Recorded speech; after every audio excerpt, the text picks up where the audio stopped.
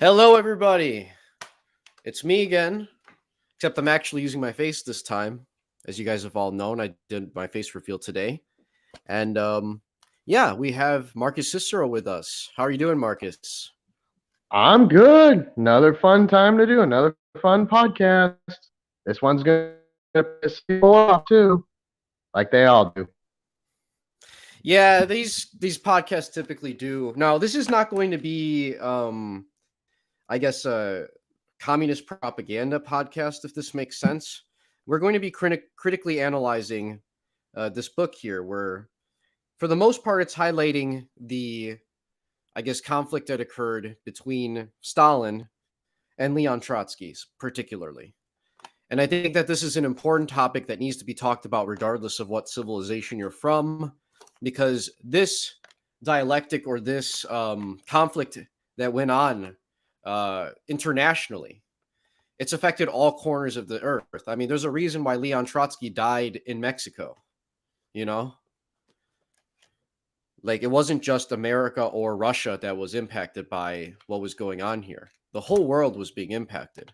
And I just want to say as well, yeah, I do plan, just for the people that were commenting here, I am planning to do live streams like with my actual webcam set up in the future.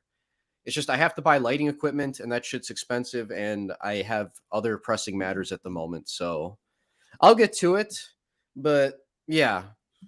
Um Yeah, that is what it is. Now, we have in this book here, there's a few chapters in it, and we're going to go chapter by chapter this time. I've been trying to do some of these book reviews entirely on my own, and I realized it's like not listenable. You can't really do it like that. I at least need one other person here, which is why we have Marcus here and why I didn't just do it myself, right, Marcus? I mean, absolutely. I mean, this is an interesting topic. I think a lot of people don't understand it. Trotsky himself, nobody really knows much about him. And if you did, you would understand a lot about not just Russian politics or Soviet politics, but how American politics has evolved since the 20s and 30s. Um, So, yeah, let me just say this as well. When a lot of you are thinking about communism, specifically in the American context, what comes to mind for many of you? Um, Probably hippies smoking weed, doing Vietnam War protests, throwing literal feces at U.S. soldiers coming back from Vietnam, just being general degenerates, if that makes sense, right, Marcus?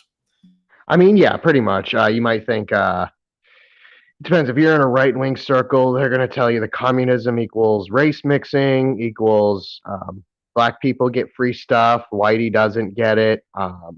Just poverty. It just really depends. No grocery stores, no variety of shopping materials. It's just you never get a full picture. Nobody actually knows the definition of communism.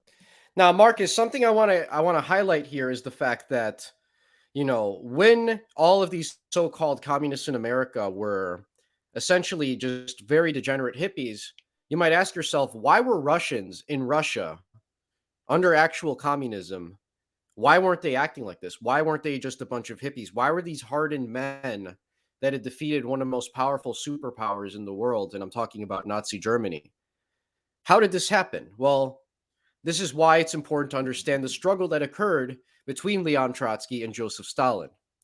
What essentially happened, and I've done some videos, I did one particularly with Caleb Maupin that I think you guys should listen to, but essentially, one of the main little things that we talked about during that interview was the fact that Trotskyism was a way in which the US elites co opted the popularity of socialist and communist sentiments at the time in the US and channeled it into completely useless garbage that just alienated any sort of normal working person or even a sympathetic middle class or upper class person that wanted a more just society for his people, if that makes sense. Right, Marcus? I mean, pretty much, yeah. You had so at this time, once when the government in the United States started to tinker around with the idea, you had communist ideas that would translate to the United States were say were workers' rights, right? You had coal miners, white and black, say in the deep south, right, in the 20s and 30s, that literally joined together and fought against, say, the local police, the local National Guard or militias, also with private armies like the Pinkertons and the Ku Klux Klan. They were fighting with a hammer and sickle banner. Literally, places like Alabama, they'd be holding up the hammer and sickle flag, fighting to unionize in the coal mines. It was things like self determination for the black belt, right? Actual, like, say, racial separatism, things like that. So they'd actually get a fair shake, because I think a lot of people realized that it wasn't going to happen in the United States. It was just impossible. You had things like eliminating, thank your local communist next time for the 40-hour work week, or the idea of a paid vacation, or the idea that children can't be thrown into a textile mill where their hair gets caught in the machine and they get their scalp ripped off. Things like that. Precisely, yeah. And my point is that, for example, when we talk about how the Spanish Empire fell for a reason, and that these liberal republics led by very intelligent and badass Freemasons took over afterwards. My point isn't that I'm endorsing this. My point is that all of these things happened for a reason. The Spanish Empire was weak, and we got the liberal republics as a result because these liberals were highly motivated and very strong and very badass, and they fought for that and they managed to make it happen. And that's my point with communism as well. The fact that the material conditions that were happening and accelerating under liberalism at the time, they inevitably led to the backlash that most people think of with communist and the communism and the communist movements that we're familiar with today. So, yeah, that's our point here. So we're going to go over each individual chapter in this book specifically. There's a handful of chapters. It's not a particularly long book. We're talking like maybe 100 and like 50 pages at the most. But the first chapter is called Stalin's Fight Against International Communism. So, what is the author? What does he actually try to argue in this first chapter? Well, he sort of quotes Oswald Spengler, who stated Spengler himself was a German historian. He was actually a Mischling. He was a quarter Jewish, but he was highly respected even in Hitler's Germany. He was just considered to be one of the brightest minds that Germany had produced at the time. And even though he would say things and, kind of make fun of Nazis a lot, they generally left him alone just out of respect. Marcus, anything on that before I kind of go into like what it is that Spengler had to say about Russia and the USSR? No, not at all. I mean, I think it's something that needs to be touched on, because the Soviet Union under Stalin really started to embrace the idea of socialism in one country versus socialism trying to spread around the world all at once. The never ending revolution. But we'll talk about that. That's the meat of the chapter, basically. Exactly. And I want to say this too. If you're in any sort of like political or history sort of like college academic environment, Oswald Spengler is an author that you really can't, at least if you're being taught well, that you can't just ignore. He's not liked in his views in terms of like the way most professors are going to view him. I'm personally not a giant fan myself, but I understand his importance regardless, is my point. And actually, for all of you guys listening, it's interesting because Oswald Spengler himself actually had a list of like what he believed to be the most impressive civilizations on Earth, and he actually included the Aztecs under this. The general argument that he made was essentially the argument that, how do I put this? It was the argument that essentially, actually, I'll just read the quote because it makes it a lot more simple. This is what he wrote in short about the Aztecs. He said, in the universal map conceived, or actually, no, this is, I'm just going to read this here. It says, in the universal map conceived by Spengler, Mexican culture, which he's talking about Aztec culture at this point, is one of the 8 great cultures that are known in human history, according to Spengler. Of course, it does not refer to the current moment, but to the actual Mesoamerican world prior to meeting the Spaniards. A feature that contrasts with cultural orders, where he observes enormous complexity in development in administration, politics, arts, and crafts, and in some cases higher than that prevailing in Europe at the time. The political and administrative complexities of the Aztec Empire are, even in their comparative comparison, in a greater evolution in the European moment in which the author lives. Spengler, we're talking about here. Admiration and amazement are the terms in which the reflection of the German thinker oscillates in his examination of the Mexican world. The first, because the Mexican, as he calls it, develops completely isolated from the other parallel and previous cultures of humanity. So, to break this down in just regular terms here, Spengler was essentially making the argument that the Mexica people, or specifically the Aztecs, the Nahua people, I know Nahuas weren't all Aztec, but you get my point. They were the most impressive ones. It's that these people had no access to the East. These people had no access to Europe, Africa, Asia. And when you're judging a civilization, you have to keep these sort of contextual things in mind. You have to look at geography. Life isn't just race and IQ stats. Get that stupid Anglo-Saxon thinking out of your head because it's dumb. When See, a large part of civilization in terms of like why the Mediterranean world and Southern Europe advanced so much quicker than Northern Europe was the fact that you had um, the sea routes. You had, connections to other people in Africa, in Asia, and you were able to exchange important cultural things. I believe the Greeks got their alphabet from the Phoenicians, and the Greek alphabet, I believe, if I'm not mistaken, Marcus, highly played a role in the Roman alphabet as well. Correct? Yeah, no, you're right. It's a direct evolution from one to the other. I mean, a lot of Roman culture even is just transcribed from the Greek once they hit their high point. And a high point of Greek culture as well was them exchanging culture with Asia. But that's something Western historians generally don't want to tell you. No, I mean, you can read Herodotus, and he talks about how this came from Egypt, this came from the Near East, this came from an ancient culture we can't. And in his time, he said we don't know the name of, say, the Babylonians. They would have forgotten that by then. Everything was cyclical. It constantly changed. It shifted from one part of the area to the other. It's always been the case. You go back to the Minoans in the Greek area, they would have gotten a lot of their culture from Egypt, from the Near East. It was constantly shifting, constantly changing, constant interaction. It's not blonde, blue eye, good, dark, bad. That's And a stupid. lot of mixing too, just all throughout Yeah, history as well. yeah. And I it's mean, not it's just genes that are invasion. mixed, it's culture, it's all sorts of things. And the thing about the Aztecs is like these American Indians were so isolated from everything else. And when you have that isolation, you're very limited in what you can really do on your own.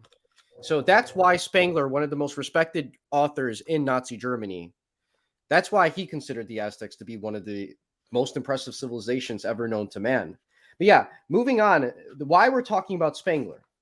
Well, it's because Spengler essentially made the argument that he saw Russia as a danger to Western civilization, primarily because he believed that Stalinism, particularly, I believe, um, sort of rejected much of the, I guess, way in which Marxism came from the Anglo world, rejected much of what many consider to be the harmful, I guess, Anglo-Saxon or Germanic elements of Marxism, and it sort of took on a very Eastern nature of its own that was used as a vehicle in a way to create harmony between many of these different ethnicities that were living in the Russian Empire prior and trying to rectify many of the wrongs that occurred in the past under the Tsar and under the Russian Empire. Can you expand on that, Marcus?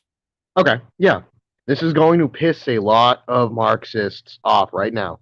Um, Marxism, if you follow it textbook style, so if you read Das Kapital and you take it just word for word, verbatim, it's liberalism on steroids.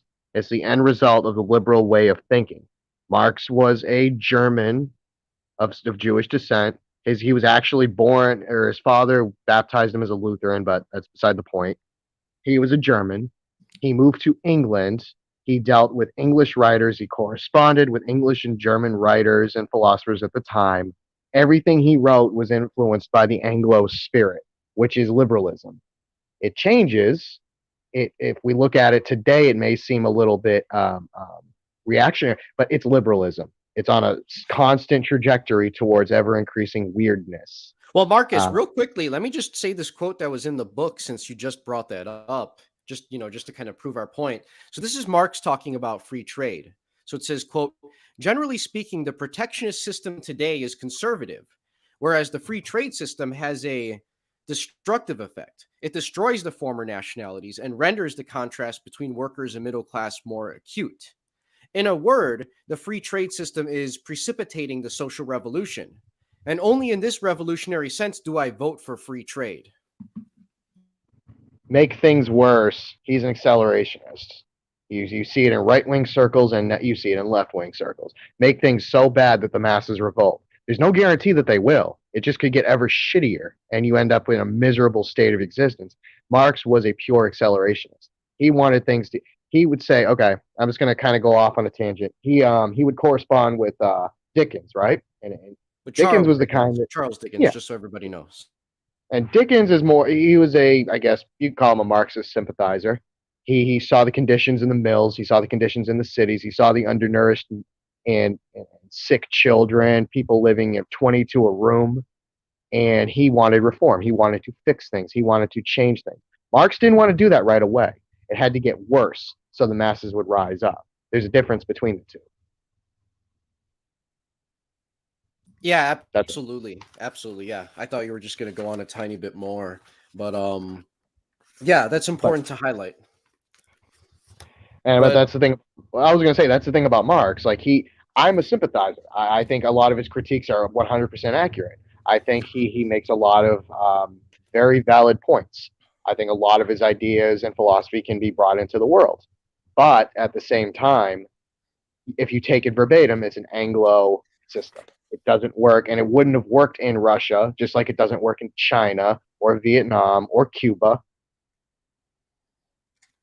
It just won't. It's not. It's a foreign way of thinking to a Russian. To hear an Anglo speak, it's not just a different language. It's a totally different outlook on the world. They're just incompatible. absolutely. And I want to read these so there is a Russian author called Leon Sedov. Have you heard of him, Marcus? I think vaguely, yes, yes. So basically he wrote about the Bonapartist character of Stalinism. So basically his argument that was that Stalin was the Napoleon of the Bolshevik Revolution who reversed the Marxian doctrinal sort of things in a way in which Napoleon reversed many of the Jacobin fanaticism after the 1789 French Revolution. So, what are some specific examples of what we're talking about here? Well, you know, uh, we have Stalin who made it to where like people were referring again to the USSR or Russia as the fatherland. Holy Mother Russia would replace the international class war and world revolution, is what this guy would argue. We had things like hierarchy in the military and elsewhere, which was reestablished openly rather than under a hypocritical facade of Soviet democracy and equality, for example. We had a new technocratic, and this is Sedov arguing all these things. They had a new technocratic elite, which was analogous to the principles of German national Bolshevism. You had the traditional family sort of rear its way back in which, under the years under Lenin with the NEP and, with Trotsky as a top advisor, these sorts of things were being revived again. You had, for example, abortion, which was something that was legalized and encouraged uh, once the Bolsheviks fully were able to gain power again. All of this was largely reversed under Stalin, and Stalin was not a fan of abortion and sought to limit it as much as he could in what he considered to be a reasonable sense. Um, he also argued that a Tsarist type discipline was reintroduced to schools, and that the sort of idea of just sort of like free for all, just free love sort of stuff being the social norms in Russia, it was going to destroy Russia from within. Stuff like respect for elders was reestablished under Stalin, which Marxists often, especially very people like Trotsky, they were not a fan of that. They openly said that their goal was to, destroy the family, if that makes sense, particularly nuclear family. Now, I'm personally not a fan of the nuclear family model myself. I do understand why this was called a bourgeois sort of concept that was mostly just something middle and upper class people could really realistically take part in. I think families are ideally like multi-generational, if anything. But yeah, I mean, these Bolsheviks that were in charge right when Lenin gained power, they were doing a lot of weird experimental things that many people in the USSR fucking despised, and for good reason. Can you expand on that a little bit, Marcus? So in Stalin's early years, the constant threat was you had a country that had hostile enemies all around it on every single side. You had everything from, say, the Germans and the Poles in the West. all the way in the east, where you had Japan that had actually, during the Russian Civil War, had gobbled up a bunch of Siberia and had wanted to keep it at one point. And the idea is you have to establish some sort of order. Otherwise, your country is just going to get eaten alive. You're going to get tore apart. You're going to get carved up. The whole world is against you. They see you as the enemy. And you can't be going on these random sociological experiment tangents and have it work. Say, had they stuck to the Trotsky type social revolution, and 1941 comes around and Nazi Germany comes pouring across the border along with their allies, Moscow would have fallen. The Politburo would have been dead. Stalin would have been captured or killed, and that would have been the end of the country, probably the end of the Russian people as we know it. You can't. You had someone like Stalin who was very astute. He was very good at predicting what was going to happen in the future. He was caught with his pants down a little bit in 1941. He thought it would have taken another year or two for things to really kick off with Germany. But at the same time, he knew it was coming. He knew there was a struggle that was going to come from the West. And Yes. you have to have a superpower status. You can't just be running around experimenting with free love and trying to tear down the state. You can't jump from point A to point Z overnight. And a lot of these Trotskyist type people, they were the academics, they were the overeducated, the hypereducated, um, antisocial. Really, they didn't know how to interact with the peasant or the worker or the person who or the soldier. Their ideas were, pie in the sky dreams, something they saw in a book, something they talked about in a focus group, almost like you see today. Honestly, it's Yeah, their the brains equivalent are of like, fried on theory in a lot of ways, you know? just like today. You see these people in the United States or in Western Europe. They sit there and they put out all these ideas. The problem is these ideas are tested in a focus group with a few dozen people. It doesn't apply to the average person. The average person looks at it and just thinks it's disgusting. It's weird. Things like, 18,000 pronouns, or non-binary, or pansexual, whatever they're using now. The average person is just looking at that and just like, what the hell? What does this have to do with anything? Is anybody going to help me feed my family? Is anybody going to keep me safe? Is somebody going to keep a roof over my head, et cetera, et cetera? And Stalin really had to wrestle with the same thing. Yes, exactly. And so I want to kind of quote here. I want to read this thing here. So it's by Trotsky, and it's him essentially writing down why he's very upset at Stalin, um, I guess, returning the Russian family to being more traditional. So it says here, and this is Trotsky writing: the revolution made a heroic effort to destroy the so-called family, that archaic, stuffy, and stagnant institution in which the woman of the toiling classes performs galley labor from childhood to death. The place of the family as a shut-in petty enterprise was to be occupied, according to the plans, by a finished system of social care and accommodation. Maternity houses, creches, kindergartens, schools, social dining rooms, social laundries, first aid stations, hospitals, sanatoria, athletic organizations, moving picture theaters, etc. The complete absorption of the housekeeping functions of the family by institutions of the social society, uniting all generations in solidarity and mutual aid, was to bring to woman, and thereby to the loving people, a real liberation from the thousand-year-old fetters. Up to now, this problem of problems has not been solved. The 40 million Soviet families remain in their overwhelming majority nests of medievalism, female slavery and hysteria, daily humiliation of children, feminine and childish superstition. We must permit ourselves no illusions on this account. For that very reason, the conservative changes in the approach to the problem of the family in the Soviet Union best of all characterized the actual nature of Soviet society and the evolution of its ruling stratum. End quote. And I just want the audience to understand real quickly. If you guys have any questions you want to ask us, feel free to ask in the chat here. We would love to take on a teacher sort of role with you guys and explain anything more in depth if you guys are interested. We want this to be interactive. We want you guys to be able to, if you apply yourselves and ask good questions, you get good answers, and we get to, somewhere deeper, just so everybody understands. And that was sort of the thing about Trotsky, right? So Trotsky, he wanted to create a situation where you didn't have like stay-at-home wives, for example, stay-at-home mothers. He wanted women in the factories right next to men, and he wanted essentially I guess, the entire society and these new socialist institutions that he would call them to raise the children.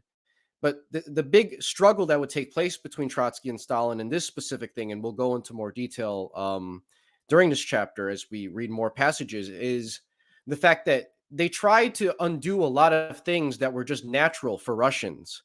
And if Stalin didn't end up going back to these things that were actually genuinely traditional for the Russian people and that came natural to them, they would have been destroyed by Hitler, as we said earlier. And I'll let Marcus or Angelo comment on this, but I just want to say with the recent ongoing debate that I'm seeing on the internet between patriotic socialists and I guess just blue-haired freaks that I guess are basically just calling themselves communists, but they just call everyone a Nazi. I feel like you're seeing a lot of this exact same battle unfold in America. Just if It's that a, makes it, sense. it's 100%. Like you look at the personality of Trotsky and his history.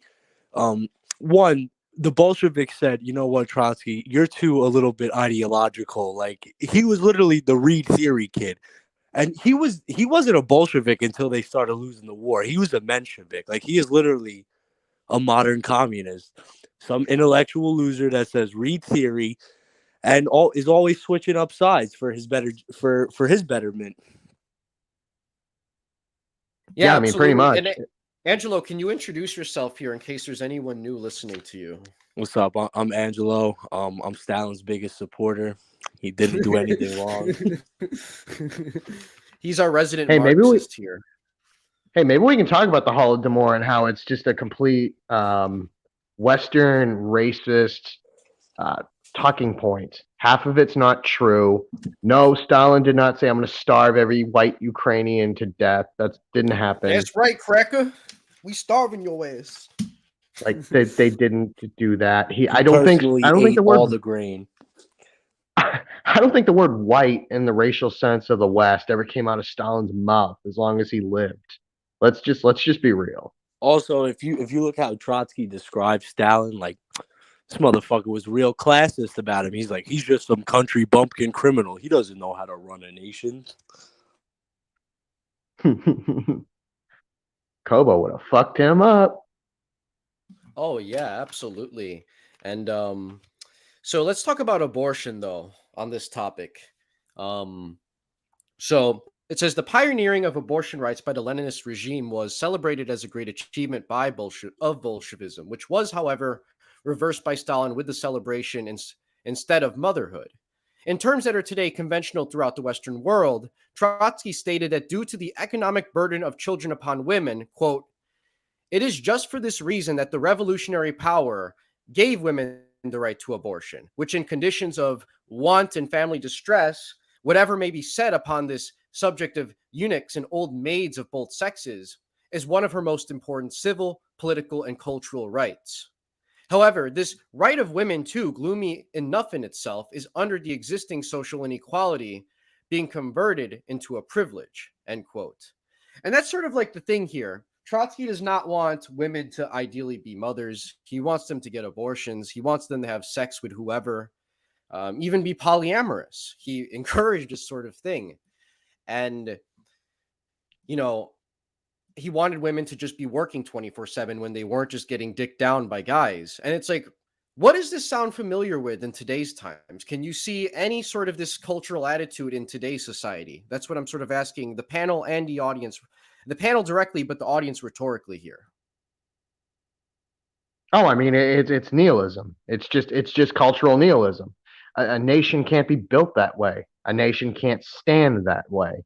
Like we said earlier, Nazi Germany would have just crushed them. It wouldn't have even been a contest if the Soviet Union had lasted into the 40s. If someone like Trotsky had been in charge, it's a joke. It's somebody who doesn't understand how the family is the bedrock of society, any kind of society. Um, I mean, you don't have to be like one of these ideologues on abortion, like we see in the United States right now. It's like, you know, no abortions, no matter what, even if it's rape, even if it's, incest rape or whatever, or if the mother's life is in danger. So you don't have to even go into that level, but you can't just have it on demand every single moment of any day. Just sleep with whoever you want. Nothing ever matters. No loyalty to family. No loyalty to a spouse. Nothing. No loyalty to your own children. You can't build anything that way.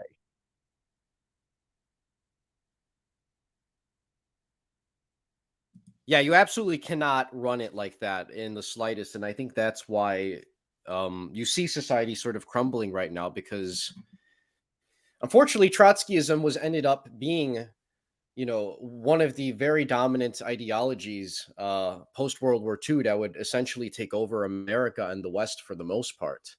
And there's another thing as well. So, for example, in 1934, traditional marriage was reintroduced to Russia under Stalin.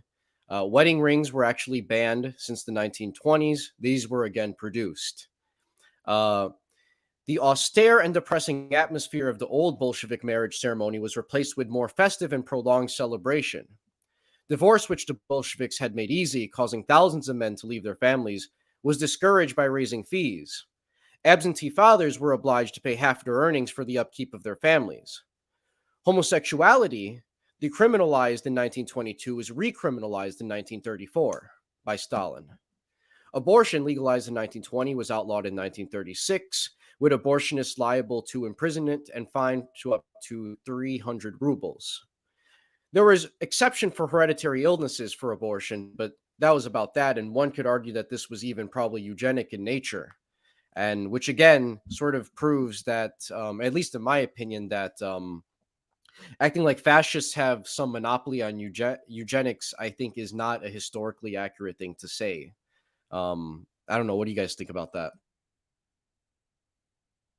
I mean, the socialist new man, um, improving the people, improving the work. I mean, that's always been a key thing in practical Marxist countries. The anti-homosexuality, that's been prevalent, all the way from Stalin to what Che Guevara thought of them, all the way up to now, where China is literally just banning quote girly men from being on TV. I mean, it's and banning a lot of Western entertainment because it pushes homosexuality and just weird, degenerate behaviors. I mean, it's normal. It's not a fascist thing. It's pretty Fascists bourgeois. actually have had a more big problem with homosexuality than Marxism ever had. I mean, let's just keep it real. Well, yeah, like Nazi, well, not Nazi Germany, Weimar Germany, you would have council communists calling the brown shirts homos, and like if you have council communists calling you homos, like there's Yeah, something up, bro. If Emma Luxemburg's goons are making fun of you, calling you gay, you really need to rethink everything that you're about. Like I they mean, really ended your career right there. these were literally like some of the most radical, socially liberal communists. Rosa Luxemburg's little clique, and they were making fun of fascists for having way too many of these problems, and that was back then, like 100 years ago, almost. Well, the early leftists and all that knew, what working class people did and didn't do. I mean, there's a reason why. So when you have to pass a law and you have to make it so explicit that it has the death penalty for something, you probably have an issue with it in your society. There's a famous speech by Himmler about homosexuals in the military and the government and how they get into it and how they practice nepotism towards each other. And it was because in the SS they were constantly breaking up homosexual relationships, and they would penalize them and demote them. Still happened. They would imprison them. Still would happen. So finally, like, all right, we're just going to have you shot if you get caught. That was the only thing they could do to stop it. Because when you had a thing that was so um, exclusionary towards women, when you have a thing, it's going to attract homosexuals. They go into it.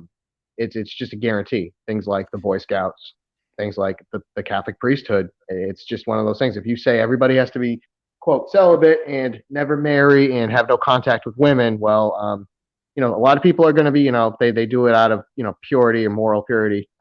You're also going to draw in the homosexuals. That's just a guarantee.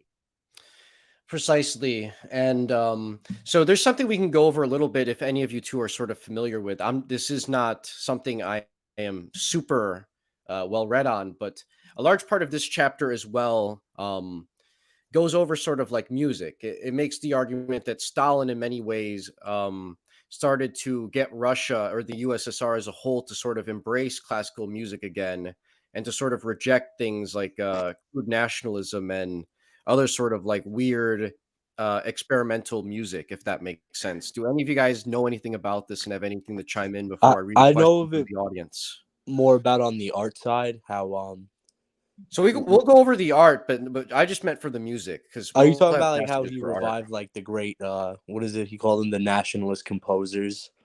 Precisely, yes. Yeah, I know. Well, that's why like the Soviet music is like kind of like this.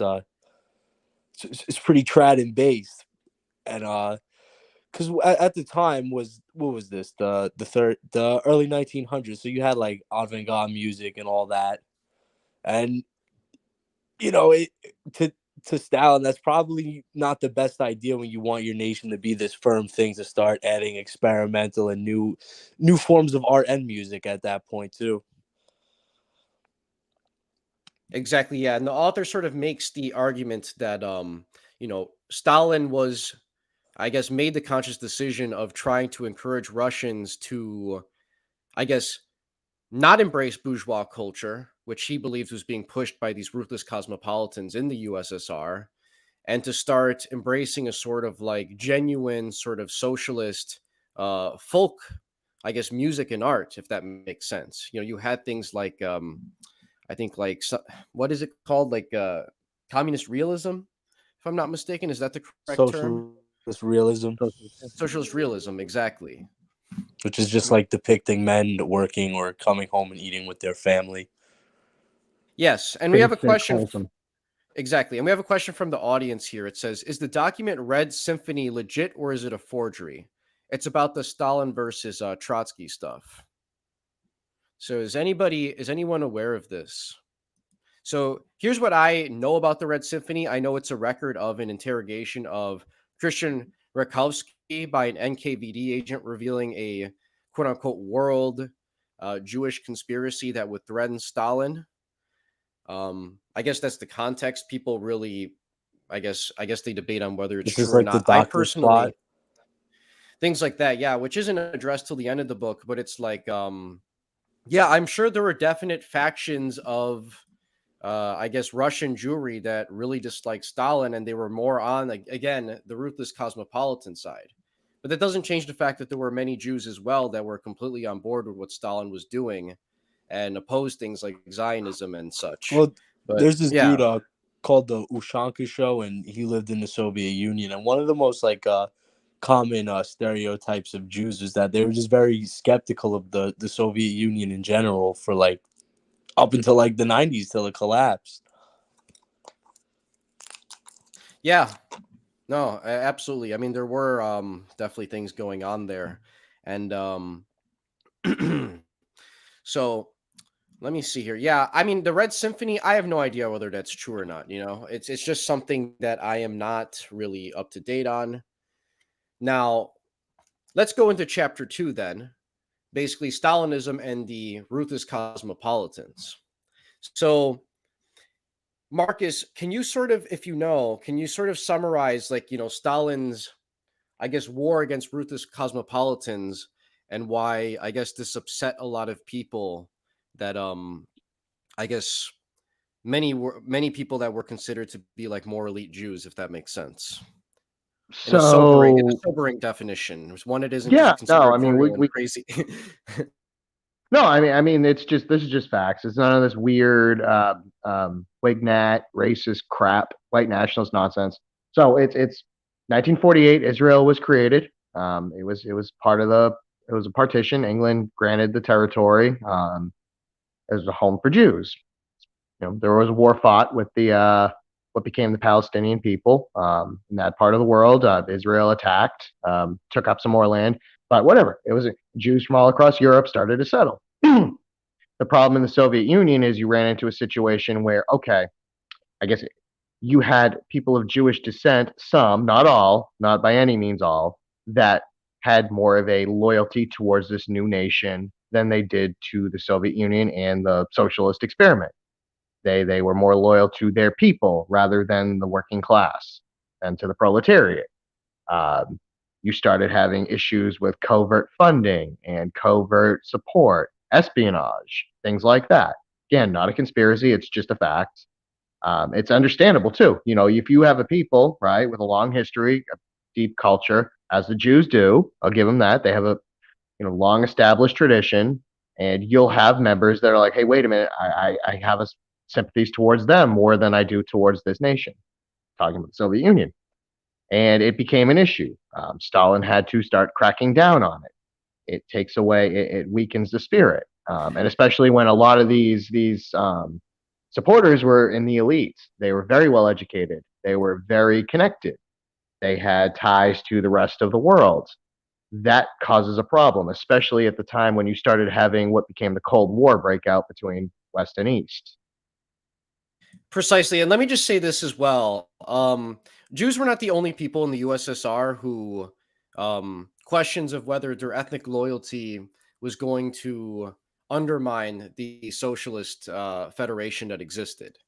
There were lots of groups that had to be dealt in very specific ways in order to stop this sort of thing from occurring. And I have this quote here on Joe. It's by Joseph Stalin. It's on Marxism and the National Question, where he's talking about Zionism specifically, where it says Zionism is a reactionary and nationalist movement recruiting its followers among the Jewish petty and middle bourgeois, which aim to organize a Jewish bourgeois state in Palestine and endeavor to isolate the Jewish working class mass from the general struggle of the proletariat. So, what do you guys think of that quote there on its accuracy and how it's held up to even today's times in terms of how we see Israel and how, I mean, it's obviously like the most bourgeois state in the Middle East. I mean, it's true. I mean, if you roll around in a lot of right wing circles, you're going to hear the trope that all Jews are communists. It's constant. It's just it's almost taking it taken as I gospel. wish.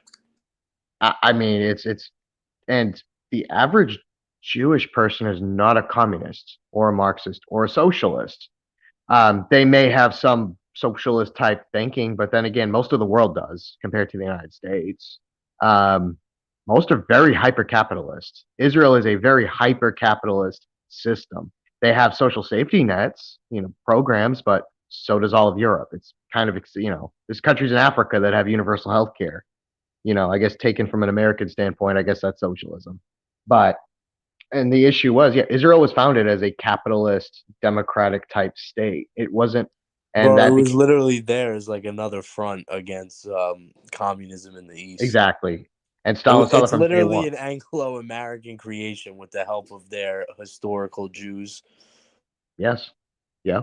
I mean, it's yeah. This and the Soviet Union was like, oh wait, and they immediately started establishing ties with the United States. I mean, it wasn't like they were wavering. No, it was American support from day one, Western support from day one.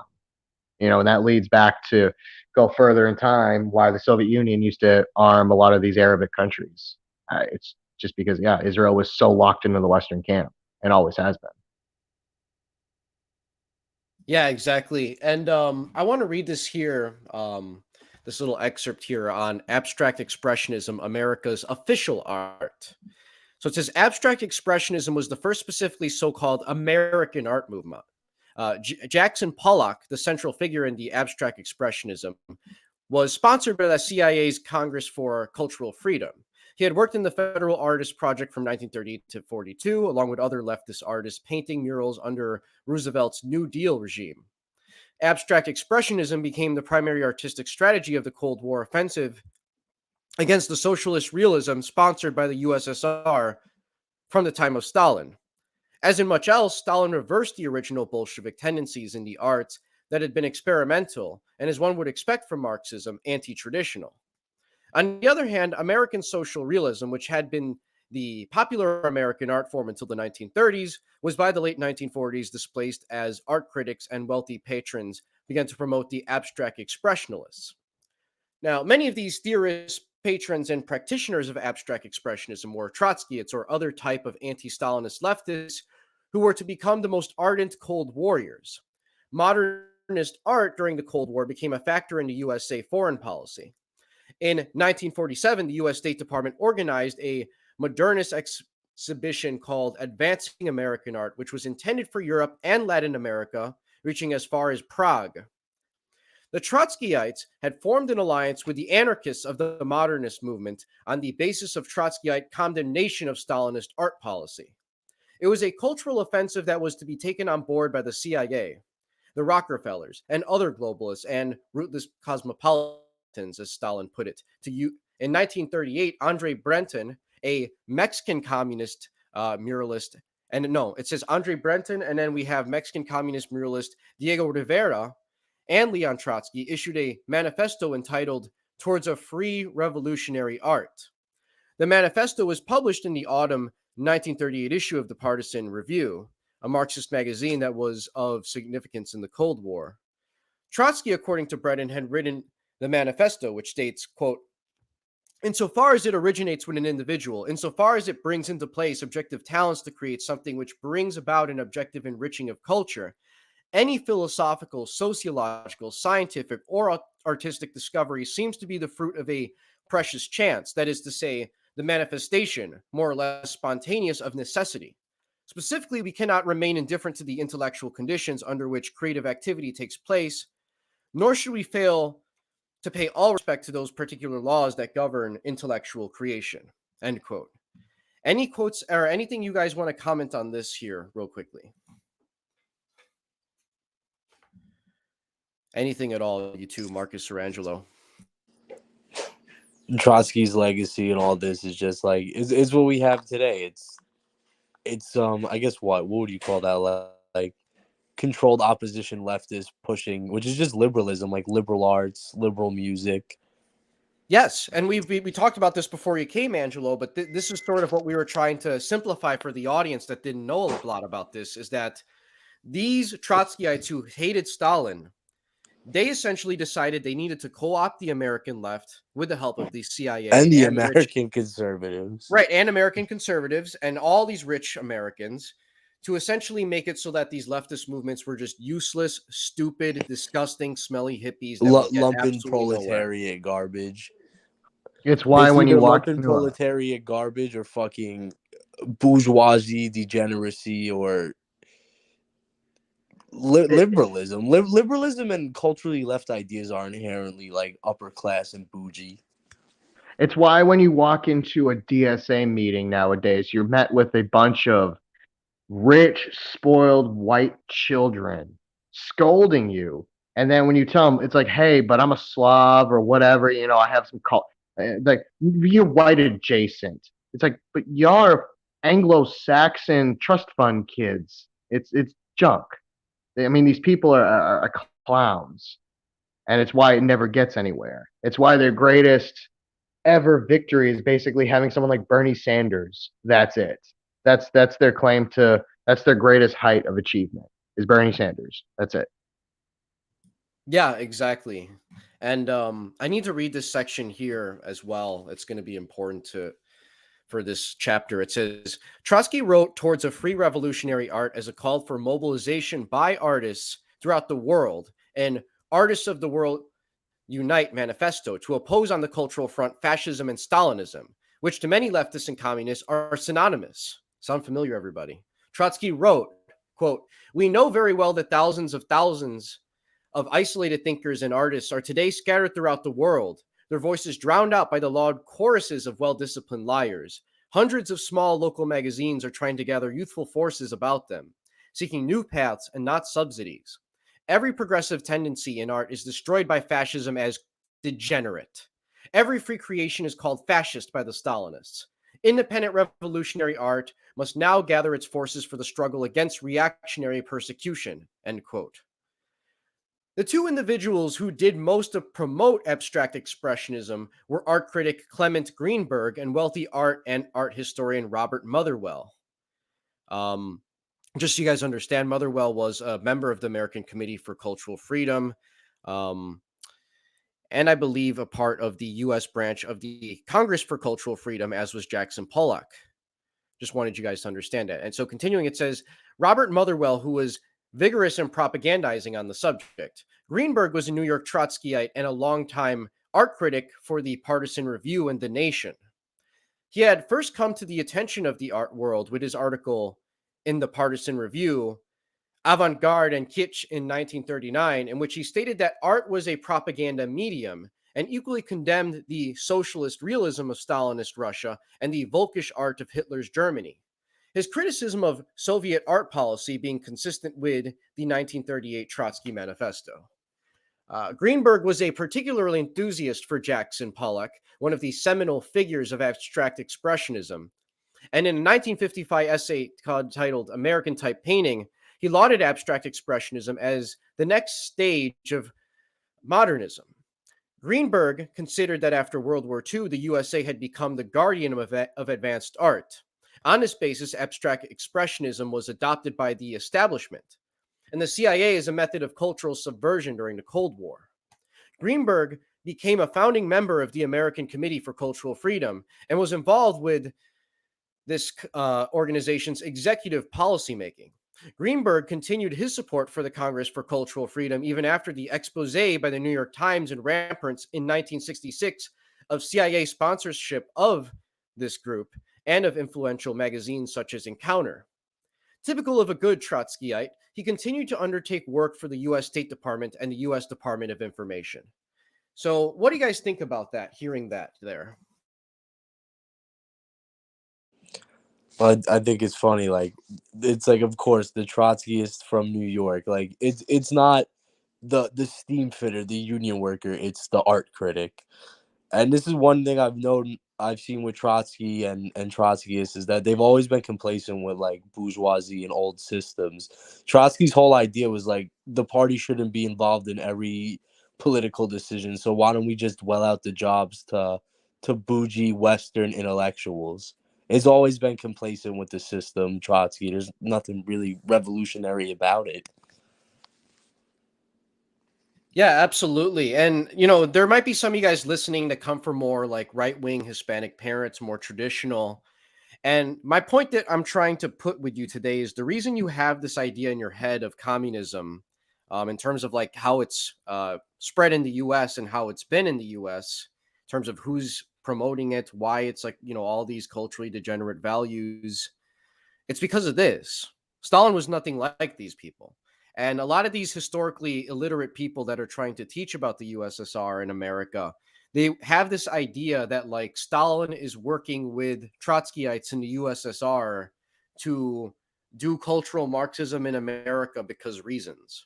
That's Yeah. completely wrong. It's very dumb. Here's a good example. Like the only reason the fascists and the nationalists won the Civil War is because Stalin was too busy killing the leftist leadership for being Trotskyites. Yeah, exactly. Anything you want to add, Marcus, before I keep going? No, I'm not really. I'm just thinking about like, yeah, you hear this, communism is that. There was, yeah, cultural Marxism. Cultural Marxism had nothing to do with Stalin, it had nothing to do with the Soviet Union. It's an American phenomenon. It Yeah, I was never understood the argument that the communists and the Soviets couldn't generate culture or keep our culture. Like if you look at it from our perspective, it was literally uh the base trad traditional people versus the new world. And I think one of the greatest examples that like Wignats really seemed to ignore the fact that communist Germany, East Germany, was more German, more traditionally German than the Western free Germany. Like who kept the tradition alive more? well, it's also one of those things like you always hear about the Frankfurt School, the Frankfurt School, the Frankfurt School. So again, the Frankfurt School in Germany was a small group of elitists, right? Very bourgeois, very hyper educated weirdos. They didn't even go into the middle of working class Berlin and try to push this stuff. They would have gotten smashed with pipes and crowbars. The average working class communist in Berlin, there was a reason why a lot of them just jumped over to the Nazi side, was because they saw it, they similar values, preserving just normalcy in their eyes, right? Like normal traditional families, traditional uh, occupations, traditional just things that they could recognize, not some nerd sitting in his office in a college or a university faculty lounge telling them about you know gender expressions, and mutilating your genitals. That has the working class person it just does not. It doesn't jive with them. Well, that's why Stalin won in Russia, because also people think it was like this big hostile takeover. Like, no, Stalin was a Bolshevik since the beginning. He had friends in the party since the beginning. Like, people Yes, knew him. People didn't know Trotsky. He barely even really went out. Like, the Red Army knew him, but your average person, the old Bolsheviks, did not really know him that well. And what they did know about him is that he was a snarky asshole that would be like, "You should read more books." It's like, I have 4 kids at home. I can't read more books. pretty much. Yeah, he was known to be very combative, very condescending, a Well, if you prick, think about it, basically. Stalin really was the embodiment of the Russian working class. That was he a saint? No, but he was hardened. He was traditional, and Russia needed that. Russia always had a strong leader from a czar. You can't just have this revolution, but all right, here's the council. Like, Russia needed that in between. Agreed. Precisely. And we have a question here. It says, what's your guys' thought on Matthew Raphael Johnson's claim that Stalin wasn't a conservative or a nationalist? I'm assuming it's negative. So here's what I would say. Um, I disagree actually with the author of this book as well that Stalin was a nationalist. Why? Why do I say that? Well, because I have a bit of an understanding of a little bit of Stalin's upbringing, his political transformation. I have a cursory knowledge of that I'm still expanding on. But my point is that Stalin started out as a Georgian nationalist. Those were his origins precisely. And Stalin eventually had to come to the realization that being a stupid broke ass Indio who's just like, oh my god, my country's better than everyone else, Georgia is the best, fuck all of you, is a stupid mindset to have.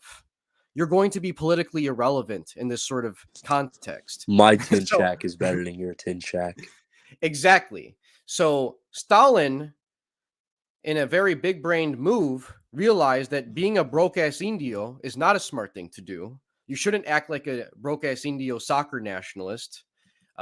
Instead, you should have more, I guess, empire based ambitions. And that's essentially what the USSR was, regardless of what any communist is going to tell you. It was one of the greatest and most successful civilizational projects that ever took place. And it transformed a very, very backwater part of the world into like what the second most relevant world superpower It's on earth, also, what was it, the highest point of Slavic birth rates, and that's why even today you see Slavic people in every European nation and all over the East Coast because of those birth rates. Yes, absolutely. Yes. And these birth rates were very high when even in the West they were starting to drop like crazy as well, I should add. You know who's got like good videos, like Bald and Bankrupt, when he visits like Moldova and he asks these people and he's like, "Yo, it's like this sucks. Like, we're fucking broke."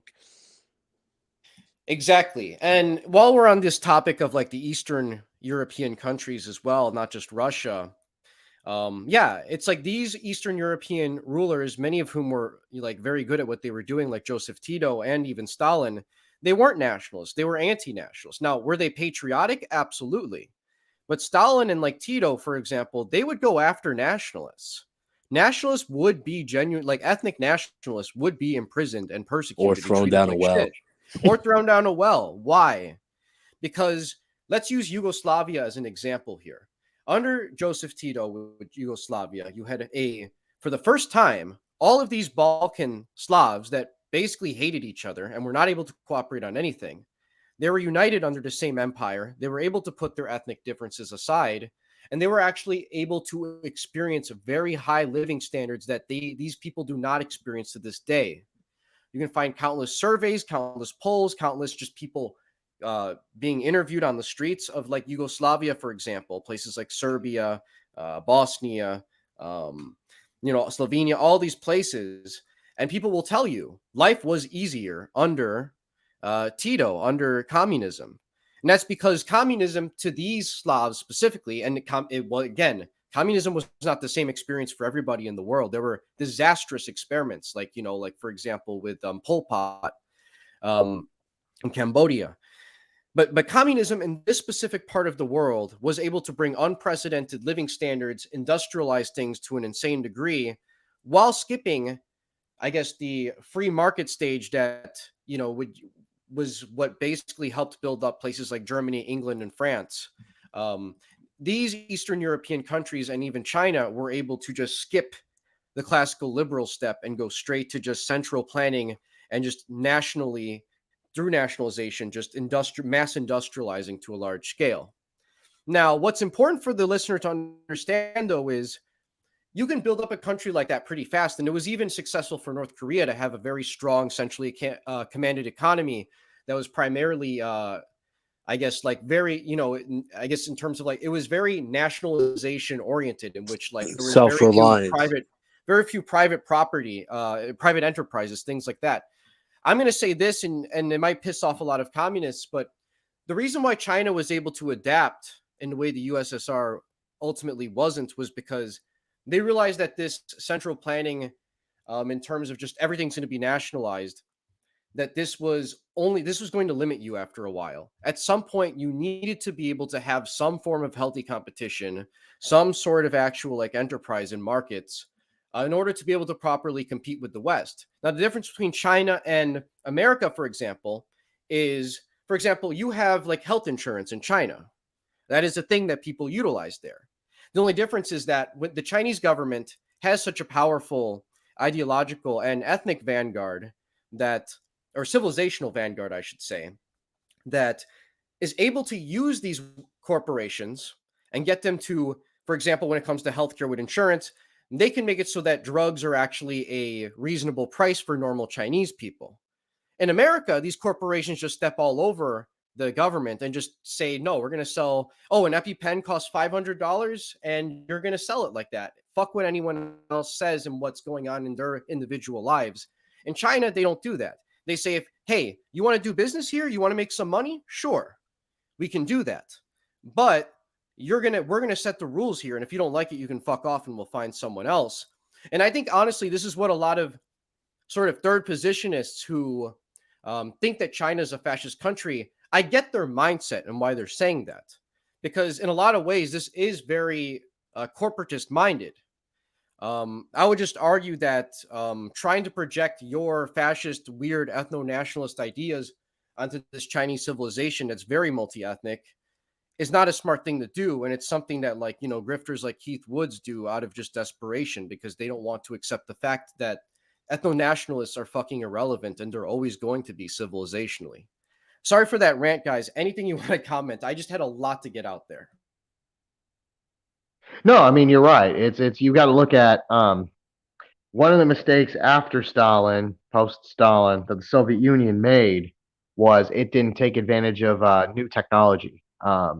Central planning, really, until the arrival of AI and advanced computer systems, it was clunky. It could build your country up quickly, but you can stagnate. I think nowadays it's a lot easier because you got to think about it. We have, even in the United States, we have centralized planning and the systems that can do that. It's called Amazon and Walmart. It's the technology exists, and you've got countries like China that take advantage of that technology for the nation, not for the corporation, right? But see, here's the difference with China, real quickly. It's like they will actually execute billionaires. They'll actually nationalize a corporation if it's completely stepping out of line and doing something. America would never in a million years do that. Well, I see it with China is like the whole goal of the Communist Party in China is to preserve and protect the people. So allowing these quote unquote capitalist elements is they're protecting the people, but also they allow them to exist. Like here in America, like the corporations allow the government to exist. In China, the government allows the corporations to exist. Yeah, I mean it's Precisely. yeah, And we yeah, have a comment here real quickly. I have more respect for Mao than Deng Xiaoping. I mean, the way I look at it is like simple. You guys can disagree with me if you want, but it's like Mao was a very, very talented, leader, guerrilla fighter. He was able to mobilize his people, work with different factions of the Chinese people against these foreign invaders, expel them, basically get rid of them, and was able to grant true autonomy for the Chinese people that they had not experienced in a long time. And yeah, Mao in a lot of ways governed like an idiot in terms of like how he was actually running things. But the thing is, It's pretty good eccentric. good soldiers are, or good like warriors and generals, that doesn't mean they're going to be just by nature the best rulers. Now, Francisco Franco was a good general and a good ruler, but this isn't always necessarily the case. Just like a good football player isn't necessarily going to be a good NFL coach, if that makes sense. But Deng, the thing that was important about Deng was that he grew up. He was able to spend a lot of time in places like France. He was able to study, you know, how these sorts of very, very developed countries in Western Europe were able to utilize free enterprise. And he was basically came to the conclusion that, look, we have to just, instead of being so ideologically dogmatic to all of some of these insane ramblings that Karl Marx would go on, we need to start realizing what works and what doesn't, or else the West is just going to completely walk the fuck over us. And unfortunately, the West did manage to cripple and destroy the USSR because they were too stubborn, ideologically too holding on to their autistic version of what they think true Marxism was, instead of trying to be practical for their civilization. And now the Russian people are reaping the horrific consequences of that. And sadly, it was much worse right after the fall. I mean, Putin had to basically pull a lot of strings in order to make a lot of living conditions materially better for Russians, and that's why he's still popular among them. But Russia's not in a good state right now. I mean, they have an economy like the size of Italy, and this is like this is a country that takes up 1/8 of all the landmass on Earth. Anything you want to say about that, Marco or Angelo? Marcus or Angelo? I mean, you got to look at it. Yeah, you're right. Deng was more of a pragmatist, right? You see it even, and the difference between the two is like in this country, right? You see a lot of these people that would call themselves Marxists. They're heavily influenced by Trotskyist thinking, and it's deliberately so. But even the people that have some sort of an independent mind and spirit, they can get dragged down a rabbit hole or 10 rabbit holes. It's like, look, the situation is like this. The plight of the working class is this, this, and this, right? Race not mattering, anything else not mattering, just the working class. And they'll be too busy discussing like weird, bizarre things like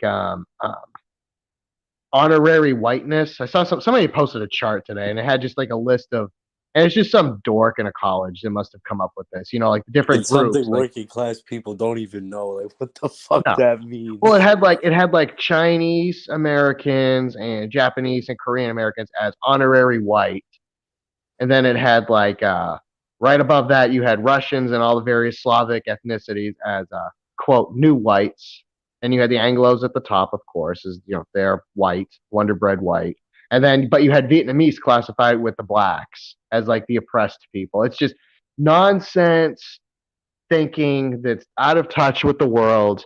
And as these people sit there and debate about pure Marxism and no, you have to follow exactly what he said in this paragraph A, chapter 2. It's like, while things just get fucking worse, while your business is in lockdown, while Walmart stays open, right, during the pandemic. They didn't shut the Walmarts down, but they shut your business down.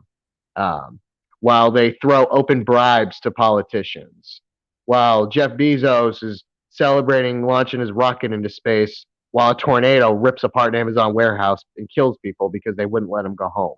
Things like that. It's like, and it just keeps getting steadily worse. And yeah, these people are fools.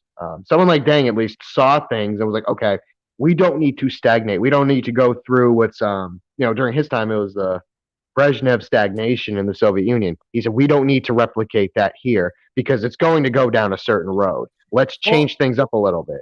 Marcus, real quickly as well, this is important to touch on as well, that this is sort of like a good indicator of like a civilization that's on life support. It's like what was another thing that went on with Brezhnev? Brezhnev didn't rule that long, right? Why? Oh yeah, because these people are all fucking old as shit. These people did not want to look to any new leadership. It was just, we got to give every single guy that's still surviving from the Bolshevik Revolution his fucking his turn. To be you know what? ruler, That is some loyalty, his turn. though. Well, Brezhnev ruled for a good 20-something years. It was Andropov and Malenkov, I think. The last two, they ruled literally for like a year apiece, and they were both like literally on life support. Like, I think it was Andropov. Like, they would show, if they showed him on TV, they would show him from like the stomach up because they couldn't show below that because he was literally hooked up to a kidney dialysis machine. He was so sick. Yeah, I misspoke. I was thinking of him, not Brezhnev. Yeah. Yeah, that makes But no, sense. Brezhnev ruled. Well, Brezhnev was senile at the end. I mean, to the point where Joe Biden looks like he's a fucking Rhodes Scholar. And Um, you know what's funny? Like Billy brought it up, like, you know, the oldest party members, and it's crazy. Like all these old party members knew each other. Like they were all just passing the same ideas. Like these people knew each other since they were like in their 20s. Like no new ideas got spread around. And that's the no, thing. Like, if we just take out the politics out of this in terms of what your ideology is, if you have a empire, which the USSR was, where like the opportunity to be essentially the emperor, whatever you want to call it, or the king, it doesn't matter. You know what we mean by these terms. If it just becomes select few really, really fucking old people that are not necessarily have proven themselves to be, rulers of a country or to be have the mental fortitude to, I guess, adjust with the changing times, if that's the people that are ending up being your rulers all the time, well then you're going to inevitably get a rot in your empire. I mean, am I wrong or what? it's a trend of civilizations. Like the Romans went through it. They never figured out a good succession method, right? So you had dynasties formed. They should never have. And once you got to the end of a dynasty, once it lives out, eventually somebody doesn't have children or their children are fucking idiots. You end up with people like the Romans had at one point a 16-year-old emperor that gave himself a sex change in public and married some random slave and was going around down the street with the slave whipping him like literally like some kind of BDSM crap. It's eventually, yeah, your empire falls apart, your dynasties collapse. Um, you have to have rotations. Stalin had that, where you rotated the cadres, you rotated the leadership, you constantly fresh blood, right? You recruited from the masses. True socialism. And he had his Khrushchev was the purges one. too. Well, I mean, you had to do it eventually through purges. But eventually you ended up with Khrushchev, who just stopped it. He stopped the purges, he stopped rotations. And yeah, you ended up with people like Brezhnev. Like, man, go to a nursing home. You don't need to be ruling the biggest country on earth.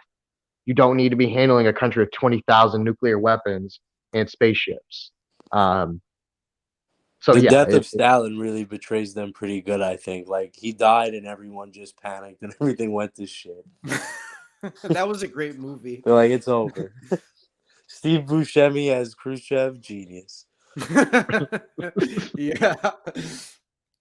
No, that was a great film. Recommended for everybody here. Watch it with an open mind. It's pretty well portrayed, I think. But yeah, let's continue on. I want to keep reading here because we do got to go through some chapters. So remember, we're talking about how the CIA is working with Trotskyists, anarchists, the people of this artificial left that oppose Stalin, to essentially create a war of cultural warfare against the USSR and against states that they deem to be fascist and authoritarian. This is ultimately the origin of the Frankfurt School, where they came to the conclusion, these very powerful elite academics, they came to the conclusion that, if you're going to have traditional families, you're going to create authoritarian children that are going to be prone to things like Stalinism or to Hitlerism or Francoism or what have you. Just ideologies where your kid doesn't turn out to be a complete fucking little pussy, if that makes sense. And so, how did the USSR respond to this? Well, here's what it says. Chernov began by referring to articles appearing in Pravda and Kultura I Zizin, which I think is Culture and Life, which unmasked an unpatriotic group of theater critics, of ruthless cosmopolitans, who came out against Soviet patriotism, against the great cultural achievements of the Russian people and of other peoples in our country. Chernov described the coterie as ruthless cosmopolitans and propagandists for decadent bourgeois culture, while they were defaming Soviet culture. The culture of the West is described as emaciated and decayed, a description with which any conservative critic of Western modernism, such as the poets T.S. Eliot and W.B. Yeats, or the philosopher historian Oswald Spengler, would concur. The Soviet culture referred to by Chernov is the classic great culture of the Russian people and is therefore a folkish character, and there is nothing Marxist about it. By 1949, the highest Soviet authority, Stalin, whose views Chernov must have been conveying, had perceived the USSR was the target of broad-ranging cultural subversion. Quote, harmful and corrupting petty ideas of bourgeois cosmopolitanism were also carried over into the realms of Soviet literature, Soviet film, graphic arts, in the area of philosophy, history, economic, and juridical law, and so forth, end quote. It says, it seems that these ruthless cosmopolitans were stupid or arrogant and conceited enough to believe that they were in a state that was still pursuing Marxian ideas despite the repudiation of all the main tenets of the original Bolshevik regime of Trotsky and Lenin. One, Comrade Subosky had, as presumably a good Marxist, sought to undermine the concept of nationality and repudiate the idea of the heroic ethos that had become an essential ingredient in Soviet life and doctrine, especially since the Great Patriotic War, or as Westerners call it, World War II. Hence, Chernov wrote damningly of this ruthless cosmopolitan whose views on culture seem suspiciously Trotskyite. Quote, the ruthless cosmopolitan Subosky tried with all his might to exterminate all nationality from Soviet literature. Foaming at the mouth, this cosmopolitan propagandist hurls epithets towards those Soviet writers who want on the outside, in language, in details of character, a positive hero to express his belonging to this or that nationality, unquote. So, what do you guys think of that? Because I know that Kerry Bolton tries making the argument that Stalin's a nationalist because of that. But again, as we've stated before, patriotism is not the same thing as nationalism, and this is an empire. It's not a nation state. There are a lot of different people here. So I think he's not really on the ball in terms of like describing what's going on. But at the same time, there is something very major going on with trying to purge these ruthless cosmopolitans out of the USSR. Uh, any of you two can go, Marcus or Angelo, whenever you're ready. I mean, there's a difference. Yeah, like you said, there's a difference between nationalism, really petty nationalism, and patriotism. And the big thing, and again, and in a society like the Soviet Union, where really there, because it was an empire, someone like Stalin really tried to thread the needle between allowing some people a little bit of autonomy, right? Some bit of their identity versus too much of it, like you saw with a lot of the Zionists or some of the Zionists and these rootless cosmopolitans that really, I mean, didn't know what the hell they were doing. A lot of it, like we keep saying, it's nihilism. It's they're just causing chaos for the sake of chaos. There's not even a really end goal. Like if you look at a lot of Trotskyism, it just makes no fucking sense. Like they don't have an end game. There's no finish line. They could talk about, say, like the end system of communism, classless, stateless, moneyless society. But it's like they don't know how to get there. It's just nonsense. It's just 17 different talking points from 17 different professors all regurgitated into one pile of word vomit. Yeah, exactly. Angelo, do you have anything to add before I move on to the next portion here? All right, he's probably busy, probably smoking a blunt right now. But so we're on to the next part where we have to talk about Michael Ledeen. So it says Michael Ledeen. Actually, wait, real quickly, while we're on this topic of ruthless cosmopolitans, I want to share this little anecdote with you guys. So I was a history major at my university. And I remember when I was taking my final class where I had to write like a 30-page, essentially, research paper in order to finally graduate. I remember specifically we had a professor who was teaching us. We were in the last days of our course, going over as many revisions as possible and really just trying to make this paper as perfect as can be. And something happened. There was a mass shooting that occurred. This was the Robert Bauer shooting in Pittsburgh. So what does this have to do with everything? Why are we talking about this guy who went to a synagogue and essentially just, tried to massacre the people there? And he did. Well, then following Monday after it occurred, our professor basically sat us down and said, she basically showed us these writings and speeches by Stalin talking about ruthless cosmopolitanism and trying to root these people out and what have you. And she told us straight up, if you hear someone talking about ruthless cosmopolitanism like this, they are essentially endorsing what occurred with the Tree of Life shooting that occurred this weekend. That if you hear someone talk about ruthless cosmopolitans, you should smack them and call them an anti-Semite, because that is essentially the garbage, quote unquote, that they are spreading. And I want to just make this clear. I completely disagree with all of this shit. I think it is really bad to tell your students something like that. I think trying to equivocate, I guess, just being Jewish with this in general is unironically going to create way more anti-Semites than you actually want. You're doing everything like these Wignats want when you behave like this and when you say United this sort of States and shit. Western Jews are the worst thing to happen to Jews, bro. They're just a bad representation. Well, especially with the Protestant Reformation specifically, that's sort of what created this very, I guess, secular and liberal form of like Jews that we are familiar with, and that many people dislike for many reasons. But I mean, a lot of ways they're more. It's not even that they're Jewish; it's that like they have They lost just their have religion. money. They've lost their religion. Their new religion became money and Yo, liberalism, and like a lot of people forget there's a lot of working class Jews that if you met, you wouldn't really think they're Jewish. especially from more Catholic countries like in Southern Europe and Orthodox ones, if that makes sense. Yeah.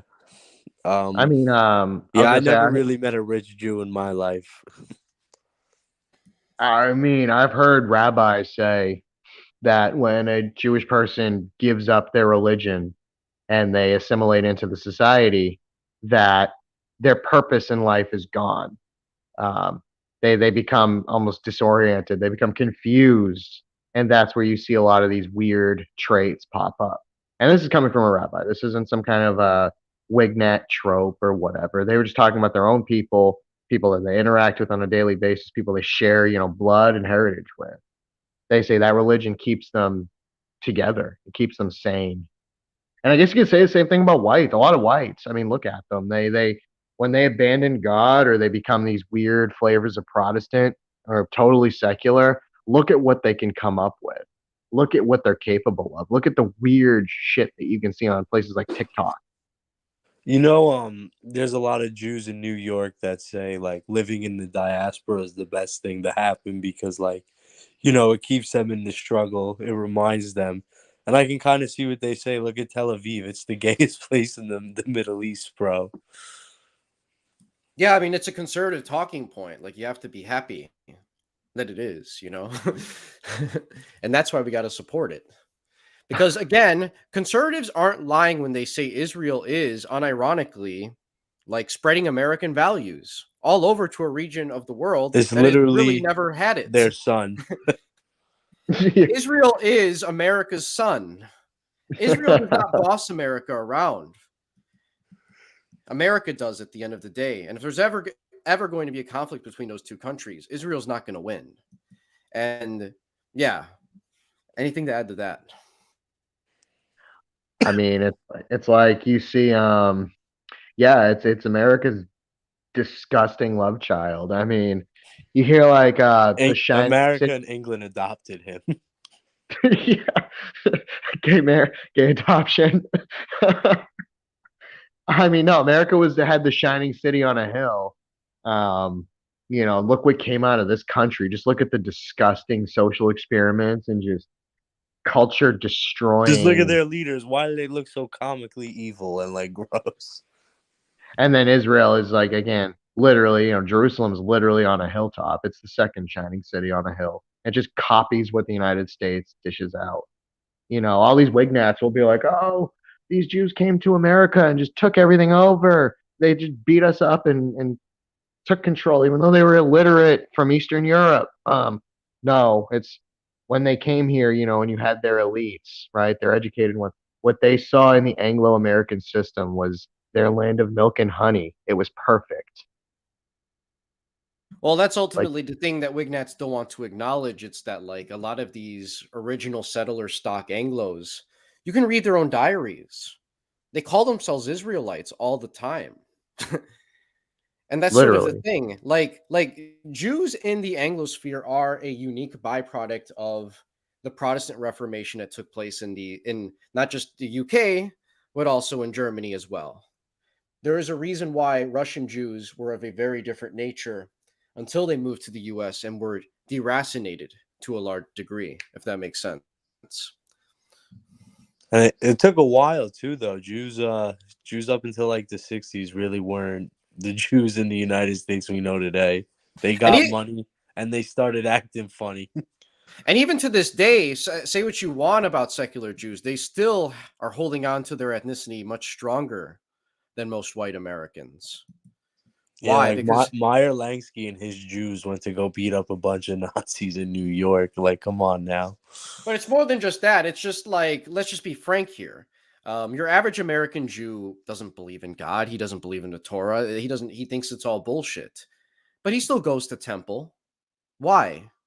Because this is where, again, and a lot of people don't understand this when they're very deracinated, but it's like the religious centers are what keeps the ethnos alive in a civilization, in a people. Um, and that's why these people, and it's not just Jews that behave like this. There's a lot of Greeks as I well was just that, about to say that. Like, they that have a still go to very they go to Orthodox Church even if they don't believe in it because that's what it means to be Greek, that's where you're gonna meet and they other don't Greek understand people. that. And it's like these people want to just ditch church, not have anything to do with any of this stuff, and they want to just think that they're going to just, I don't know, be racist Biden supporters on Twitter, and that's going to be their salvation. That's going to be their winning ticket. No, Jews rightfully look at you like cattle when you act like that, because like only cattle behaves like that, in that pathetic manner. I have So, a yeah. I was gonna say, I have a funny story about a working class Jew. So in the neighborhood where I grew up, a few houses down, we had this old Jew, and his name we nicknamed him Speedy just because he was all over the place. He was a mess. You could like bad ADD, and he was nice though. He's a real nice guy. He was about 70 at the time, and he told a story once about in the 50s, like late 50s, early 60s. George Lincoln Rockwell showed up in Boston with his hate bus to do his little protest thing. And maybe 10 or 20 of them come out, these Nazis dressed in like the brown shirts with their little swastika armbands. And they had gone up to an older Jewish guy at the time, and they were calling him slurs and cause this old Jew, he was an iron worker or whatever, turned around and just bitch slapped one of these Nazis across the face and knocked him out cold right on the ground. Just one of those funny story. Yeah, Like you can't they just talk to working class people from that time period like that. I mean, these people just got like run off. They were just like a joke. I mean, these Wignats have always been a joke in this country. Nobody takes them seriously. And I think you touched on it a little bit, Billy. Like the people that go over the top neurotic about these different hate groups or whatever, honestly, don't take them too seriously because you give them more strength. Honestly, the best thing to do is just mock them, just laugh at them. They're a joke. Yeah, seriously. Uh, Like that's like the thing. While we're just on this topic, and this is like why the ADL's fucking really dumb and how they are now compared to how they used to be in terms of combating I guess hate speech and extremism in the United States is the fact that when you had Abe Foxman as the head of the ADL, he understood these are for the most part very weird people, very ugly people who have to hide behind a fucking Klan robe because they are like just disgusting to even look at. And that's the sort of thing. And he understood this needed to be a stigma. This had to be something that people would just get laughed out of town if they were to go about doing it. And the thing that changed with the alt right in 2015 and 2016 and going forward was the fact that these people took on a new policy under Jonathan Greenblatt, which was to treat them like they are like really badass supervillains. When in reality, you should never be treating people like Mike Enoch, Matt Heimbach, Matt Parrott, Richard Spencer, like they're anything but just people to fucking laugh at for your amusement. Like the worst thing you ever did to these people was to make them feel like they had a semblance of importance and that they actually could have access to political power. You fucked up big time by doing that. And they're starting to gain more, they're starting to become more irrelevant by the day now. But they had their day in 2015 because of all of those stupid decisions and the strategy that was ultimately pursued by these, I guess, largely Jewish organizations. Let's be frank, that's what they are, right? Who runs the ADL? It's Jews, obviously. Anything to add to that, Marcus or Angelo? Like if I was in charge of the ADL, I'm not Jewish at all, not a drop. But say you magically randomly put me in charge of it. So whenever someone like Matt Heimbach gives an interview, or Matt Parrott starts writing his little essays on wherever the hell he is right now on his 17th Twitter account, I would just be like, okay, don't respond. Just just go to Powley, Indiana, and just show footage of the trailer park. Just show footage of it, right? Send somebody right to the entrance and just film it and just show it and be like, all right, show that. Um, Someone like Andrew Anglin, he's not relevant now, but he used to be. Literally just show like videos that he's made of himself in the past. Someone like Mike Enoch just posts stuff where he's talking about how his eczema and Crohn's disease are crippling, right?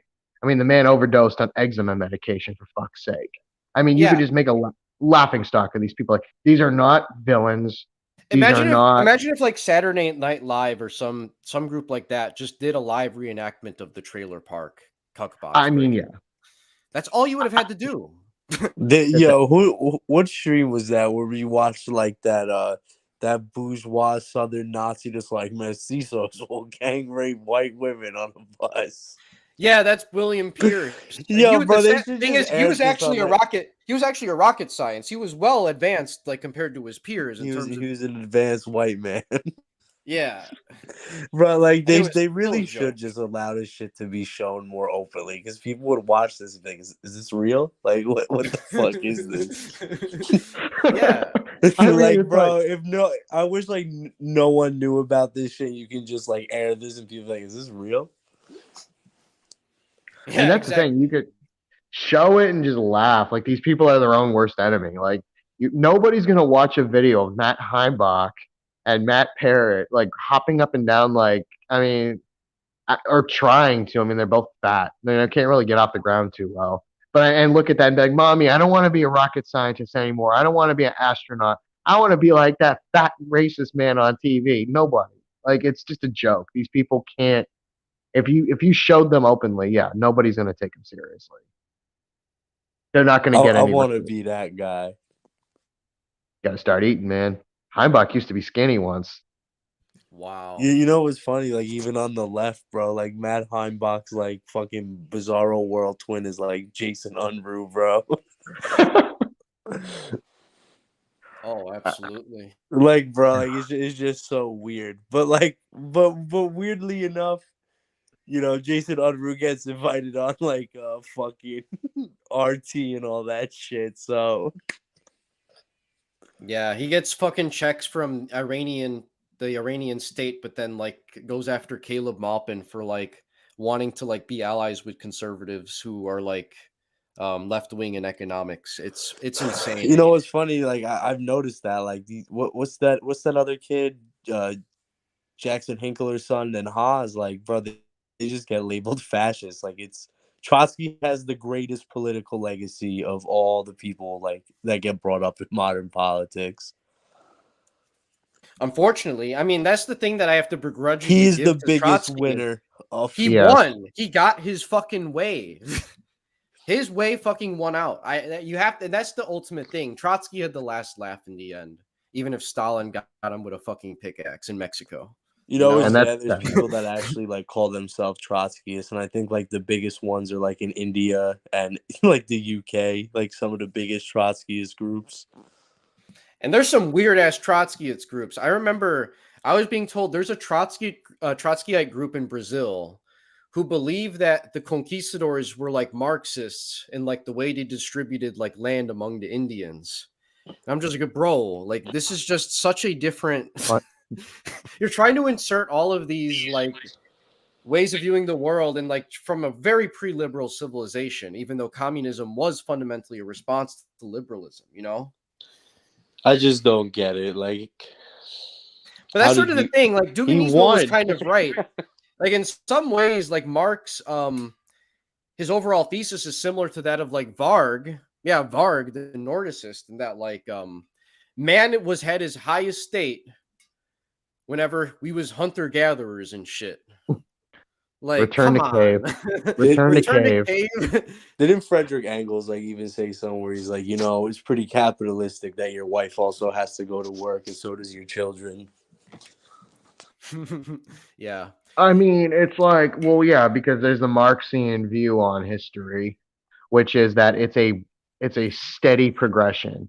Where in reality, from primitive communism, which is cave, to eventually you'll get to pure communism, which is cave.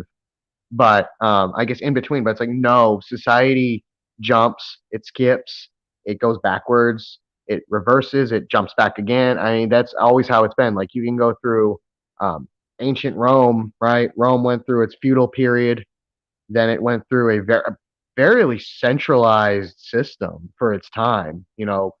Up there with say 17th, 18th century England.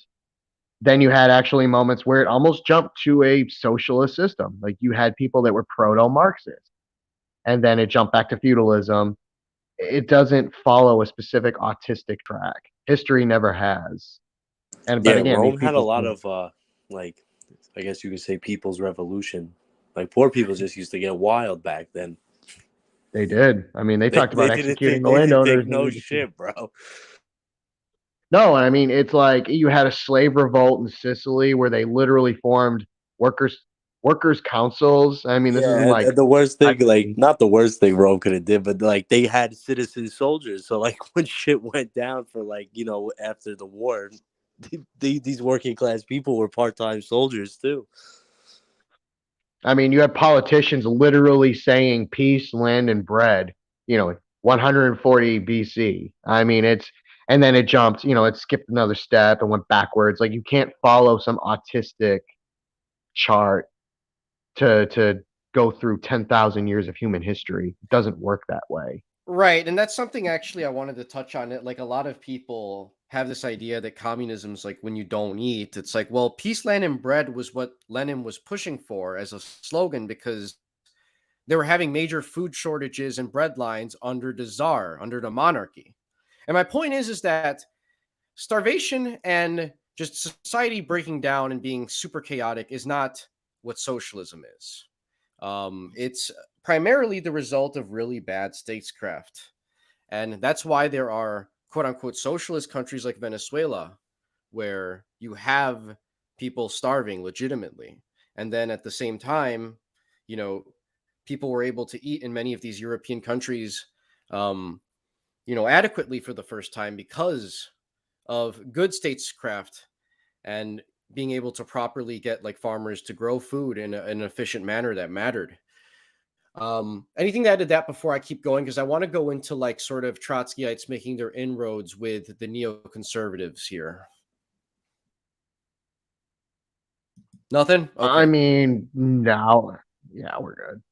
All right, we did it. Okay, so it says here, despite the fall of the Soviet bloc and the end of the Cold War, there has been no cessation of the globalist cultural offensive. The National Endowment for Democracy was formed by the neo-Trotskyites with the help of neoconservatives and funding from U.S. Congress to assume the role of the CIA and the CCF in instigating global subversion. A new Cold War era was declared with the so-called War on Terrorism.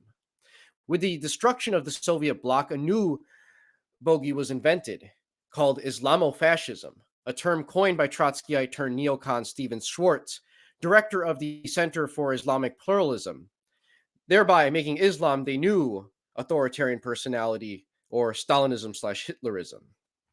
Then it says here, like World War II, this new era of tension is supposed to herald a one world government or what President George H.W. Bush referred to as a New World Order.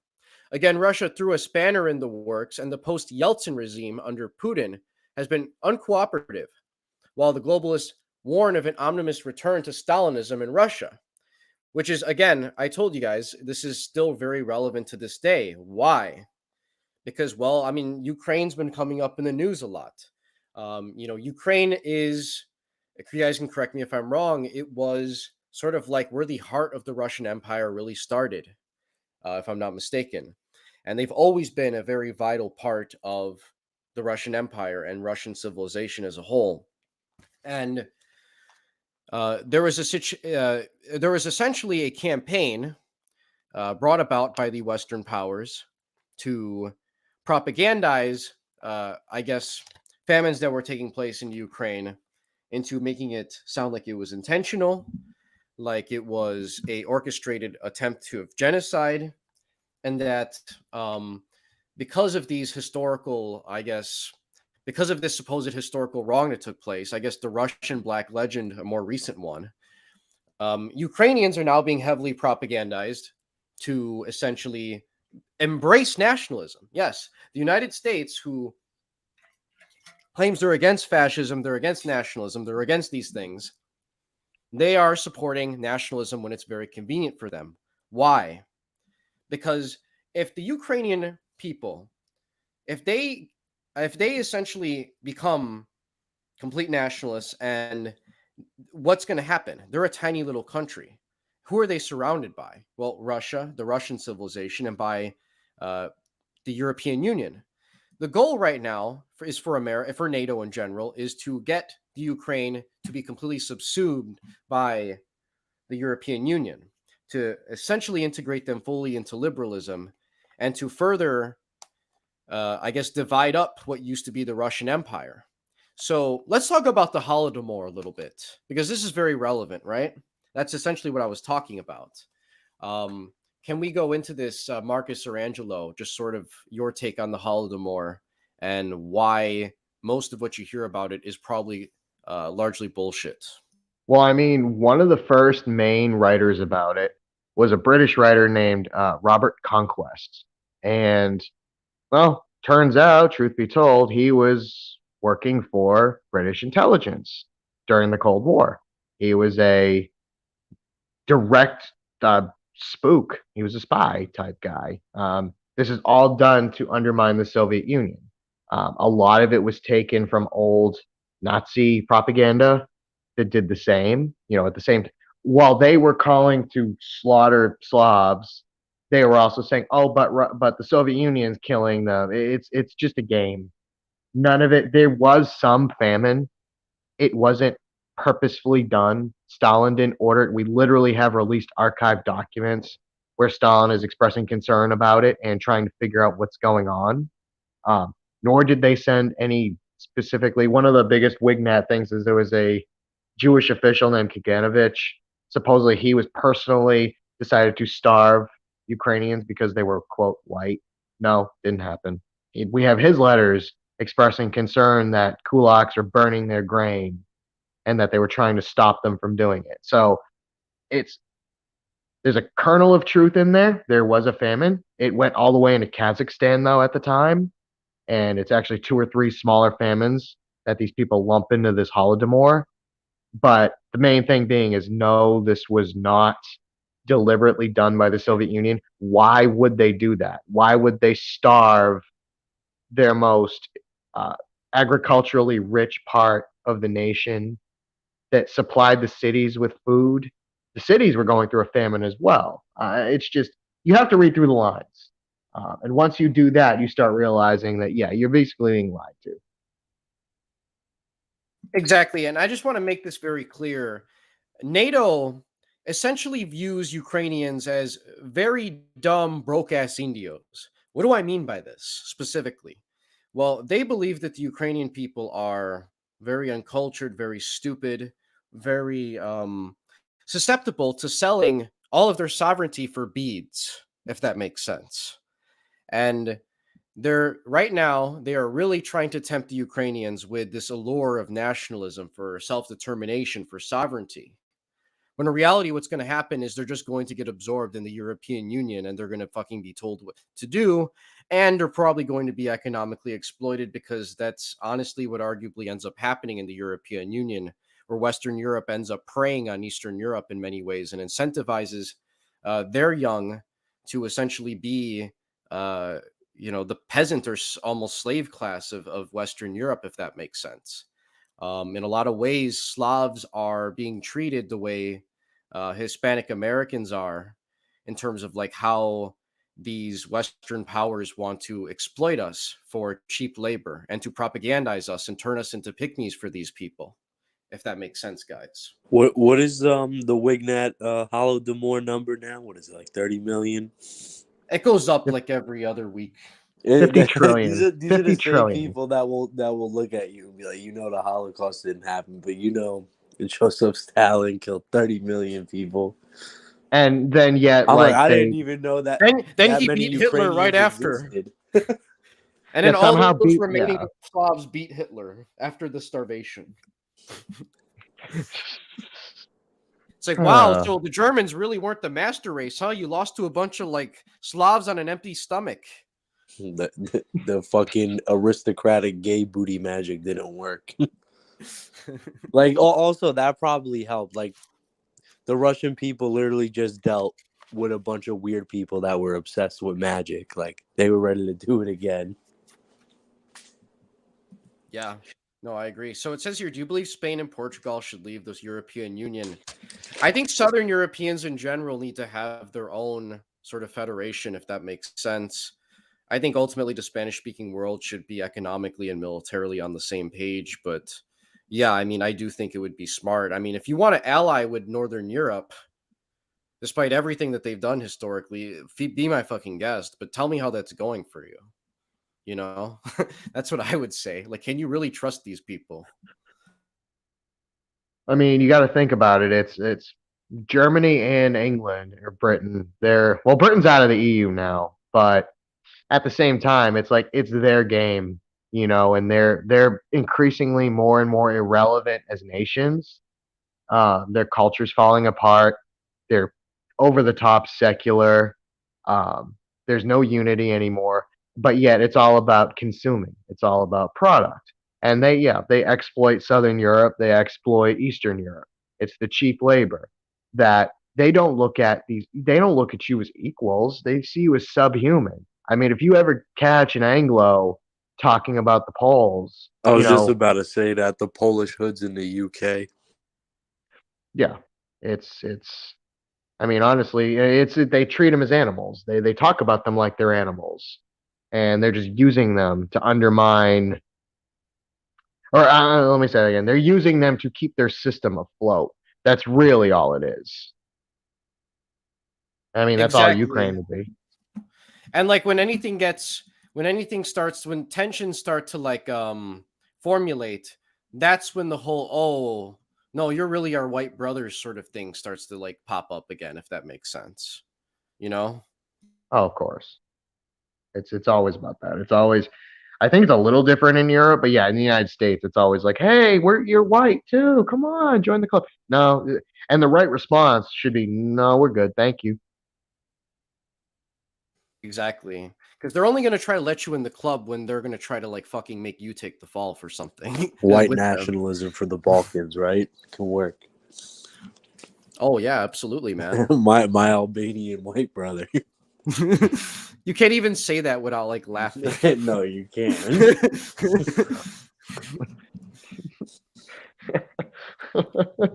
Like, these people Can't. are like they are so white that they're not white in like the Balkans sometimes, and they'll sit here and be like, "No, you're brown."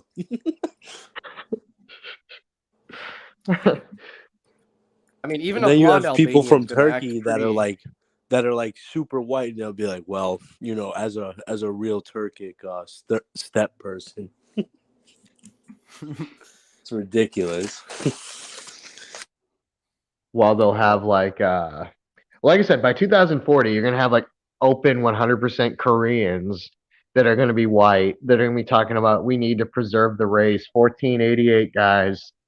I mean, it's just it never it's constantly expanding. I mean, it's a joke. Whiteness in America is a literal joke. Yeah. I was gonna say I wanted to play this since we're on the topic of Europe here. Where is it here? Oh yeah, this video. I've always loved the Let me Irish. pull this. It's for our buddy Keith Woods here. I thought we could comment on this before we go to the next chapter. You know, people have always loved the Irish. You have the accent, the beer, the mythology, the country's landscape. I think it's a culture that most people know, and there's a lot to like, right? So how Irish, I want to know, would you say you are? Do you dive into ancient, Celtic culture? Do you speak Gaelic and all that cool stuff? I'm 82.8% Irish, according to my ancestry results. The rest is Anglo. What happened when you got the results? There was none of the bad ones. I mean, it's not the worst. English and Irish, I'll take that. Plus now, the Anglosphere will accept me in as well, which is a nice way to get my foot in the door. And this is what pick-meism does to you. Turns you into a bitch. He got one DNA test. Well, I mean, let's be fair. I think he's been a bitch since the day he was born. He doesn't even have a cool Irish last name. He literally has like a pretty Anglo last name, like Woods. Oh, I mean, his real last name's O'Brien. If we're just No being way. straight This here, man is yeah, ashamed. he's ashamed. It's fucking pathetic, but I mean, it is what it is. He's got to impress his British Israelite friends. Mark Collette's, he's really counting on Keith to come through. Keith O'Brien.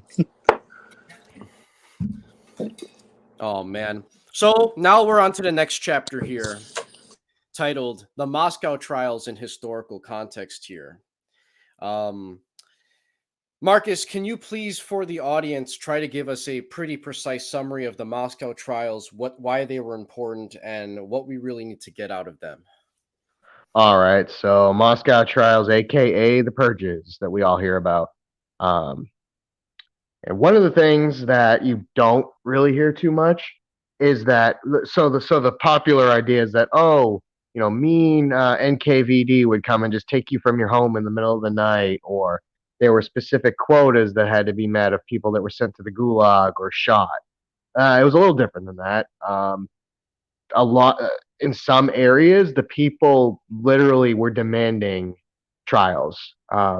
There were so many instances where you had government officials, from low-level functionaries all the way on up, that were caught taking bribes from the West, that were caught committing espionage, that were deliberately caught undermining things, that were wiretapped and were caught on recording, talking about things like deliberately sabotaging the system, messing with production, messing with transportation of goods and whatnot, fudging numbers. So you had a long series of trials. The real number of convicted is a lot lower than you'll hear from a lot of sources. There weren't as many executions as people might think, but there were quite a bit. A lot of people were sent into exile. A lot of people were put into prison camps, some for a few years, some for longer terms. Some got out. A lot of them did get out and were actually rehabilitated. But it pretty much changed the entire system. By the end of them, the old guard of the Soviet Union was gone. They were pretty much replaced. Whether that was a good thing or a bad thing, it depends on the person, I guess, and how you look at history. That good? Very, very good. Precisely. Yeah. And there were actually a lot of Western journalists that watched the trial and actually felt like it was not like the way it was propagandized to be like this horrible show trial. It almost sounds Inquisition like, and how I hear it like described. And if I'm thinking of like comparisons that are relevant here, a lot of them said that these guys seem very well nourished, that they were, able to speak their piece, and that the evidence was just not there, or it was there to just make them look guilty as hell. And they probably were guilty as hell. And I would say that these trials, the purges and the Slansky trial, are probably the most propagandized trials that occurred under Stalin, and that you can go to any sort of university academia environment and they're going to talk about how horrible and anti-Semitic and evil and like authoritarian these trials were. Especially because, like, if we talk about the Slansky trial, for example, with Czechoslovakia, which was an anti-Semitic trial. That's what they claim. They claim it was an anti-Semitic show trial against 14 members of the Communist Party of Czechoslovakia.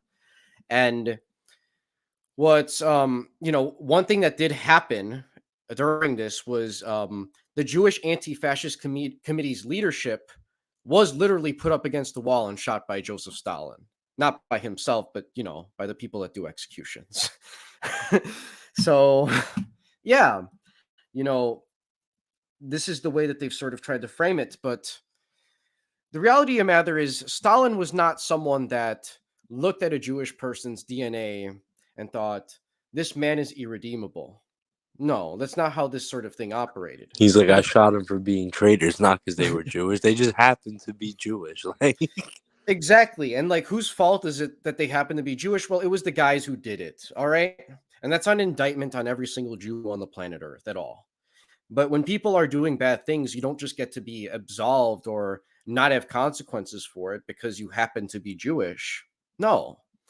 And giving them special treatment for that is how you're going to unironically create more anti-Semitism, if that makes sense. Yeah, anything you want to add to that, Marcus? Because I don't think we need to go into every little detail of the Moscow trials. It's really not that important. The fact of the matter is Stalin was able to get rid of a lot of negative baggage as a result of those purges.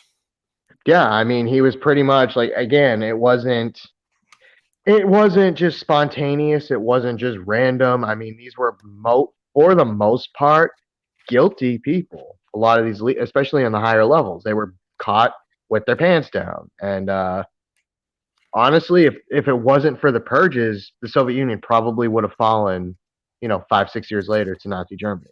I mean, it really fixed a lot of the rot, or I should say, he cut out a lot of the rot, and let things actually speed up in rearmaments, industrialization, etc. But one thing, funny enough, some of the this should be mentioned. Several of the people that were tried and convicted and executed were some of the officials that handled the famine in the Ukraine ineptly. So again, it just goes against the Holodomor thing one more time.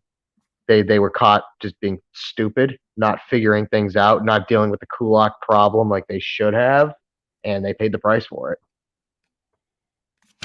you Yeah, know, absolutely. what's funny about the cooperation thing with the West? I was watching a documentary about like the Stasi in East Germany, and half these people, they're like, it's a Western documentary that are trying to make them like the victim. There was this one lady, she's like, after I got caught sending information to the West, I was arrested and thrown in prison. I'm like, well, yeah, like what the fuck? Like, is there supposed to be no punishment? It's like those things about like North Korean defectors. It's like Oh after yeah. I was caught with American made plastic explosives, I got Yeah, arrested and put I in a had to labor camp. flee North Korea. It's like, oh yeah, really? It's like I did 3 years in a labor camp. It's like, damn, in the United States, you do like 20 to life. That's not bad. Yeah, exactly. So yeah, I mean, there's additional chapters to this book, but I didn't really feel like there were really notes to be had. A lot of this was fluff, as short as it was, but that's the way a lot of these things go. So, is there anything? Let's answer some questions from the audience. And then what I'm going to do is we're going to make a post stream for this essentially. And where we can just shoot the shit and just go like just do whatever for a little bit and anyone can jump in and out. I'll be there for a little bit. But we'll do some questions right now, right here. So what do you guys think of Kotkin's Stalin biography?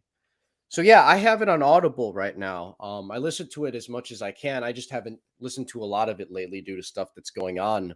But I highly recommend it. I do think it's very, very fascinating. I'm only on basically the early days of the Bolshevik Revolution, but I mean, this is very in depth. It's very well done. And it's really important to understand all of these different nuances that are occurring in the Bolshevik Revolution. You can't let David Duke or some stupid America First idiot try and pretend like he understands the complexities that led to empire of more than 100 different ethnicities leading to the communist revolution. Just saying Jewish people did it is just beyond juvenile. It detracts from the reality of what really occurred, even if Jews were very disproportionately involved in the Bolshevik Revolution. There were other minority groups that were as well, including Stalin, who was Georgian, and many Finns, and I can go on and on and on and on. Minorities in an empire have more of a reason to do this sort of shit, in my opinion. So yeah, what do you guys think of what we said here? I mean, it's right. I mean, you got to think under the Tsar, under the late Russian Empire, like at the very end, you had some Russians, a lot of German ethnics, a lot of even some French. I mean, it was, yeah, and you're left in a multi ethnic system. So, yeah, of course, the minorities are going to be the ones that rise up. Um, but again, it still was overwhelmingly Russian. The Bolshevik Revolution wasn't like, if you read like right wing circles, it's like they throw out fake numbers too. Like I've seen some of the most insane.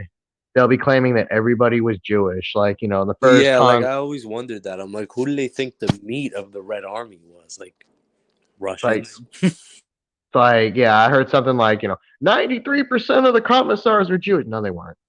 It was like 10%. Like Yeah, but it's that's just the thing. Like, very few people have the ability to actually like read Russian and go through the actual like archives and everything. So they're just hoping that you're dumb enough to not actually double check any of this stuff. But well, that's like it's like they say that like I said, I hate Trotsky. He's burning in hell right now, but he did not invent the word racism. Let's just put that to rest. yeah, there's a meme out there that Trotsky literally like invented racism as like He invented it.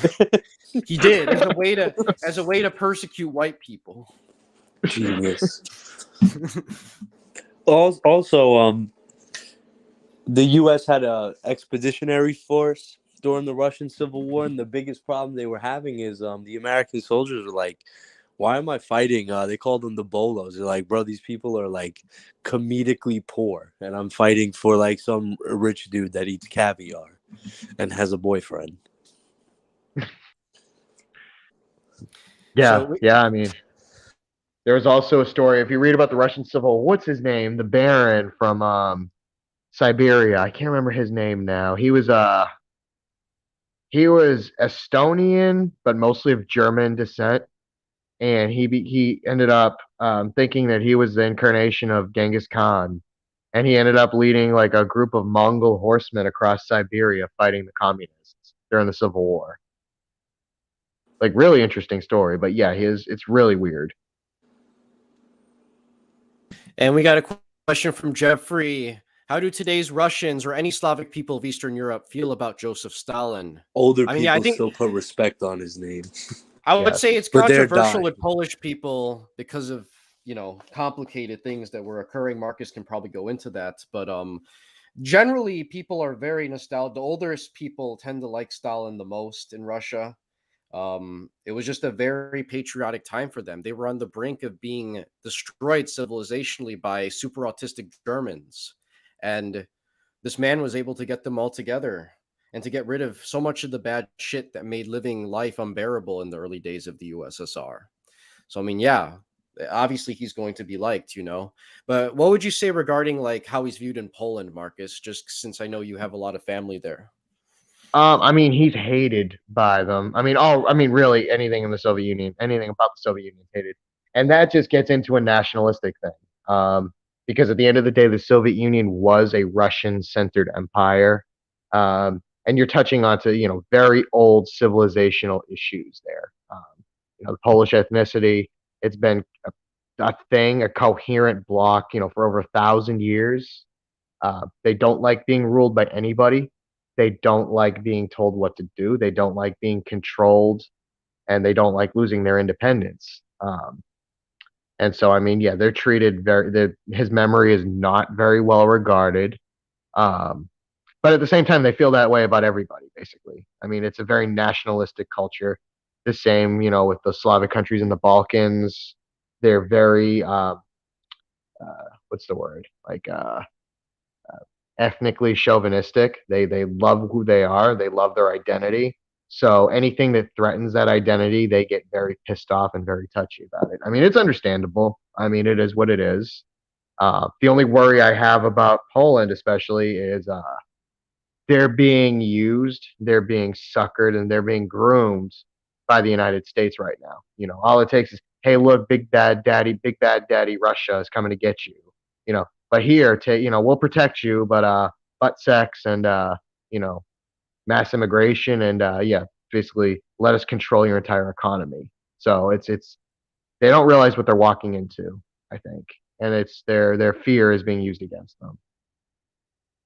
I think Belarus probably has the best respect for Joseph Stalin out of all Eastern European Oh nations. yeah, Yeah. I mean they lost the Nazis. I mean they in World War II they lost something like 40% of their population. So Yeah, the yeah, Soviet Union may have ended, but Belarus never ended, man. Like that is the last Soviet republic. you gotta love Lukashenko. I mean he is hilarious. What's that whole deal with Poland and the border?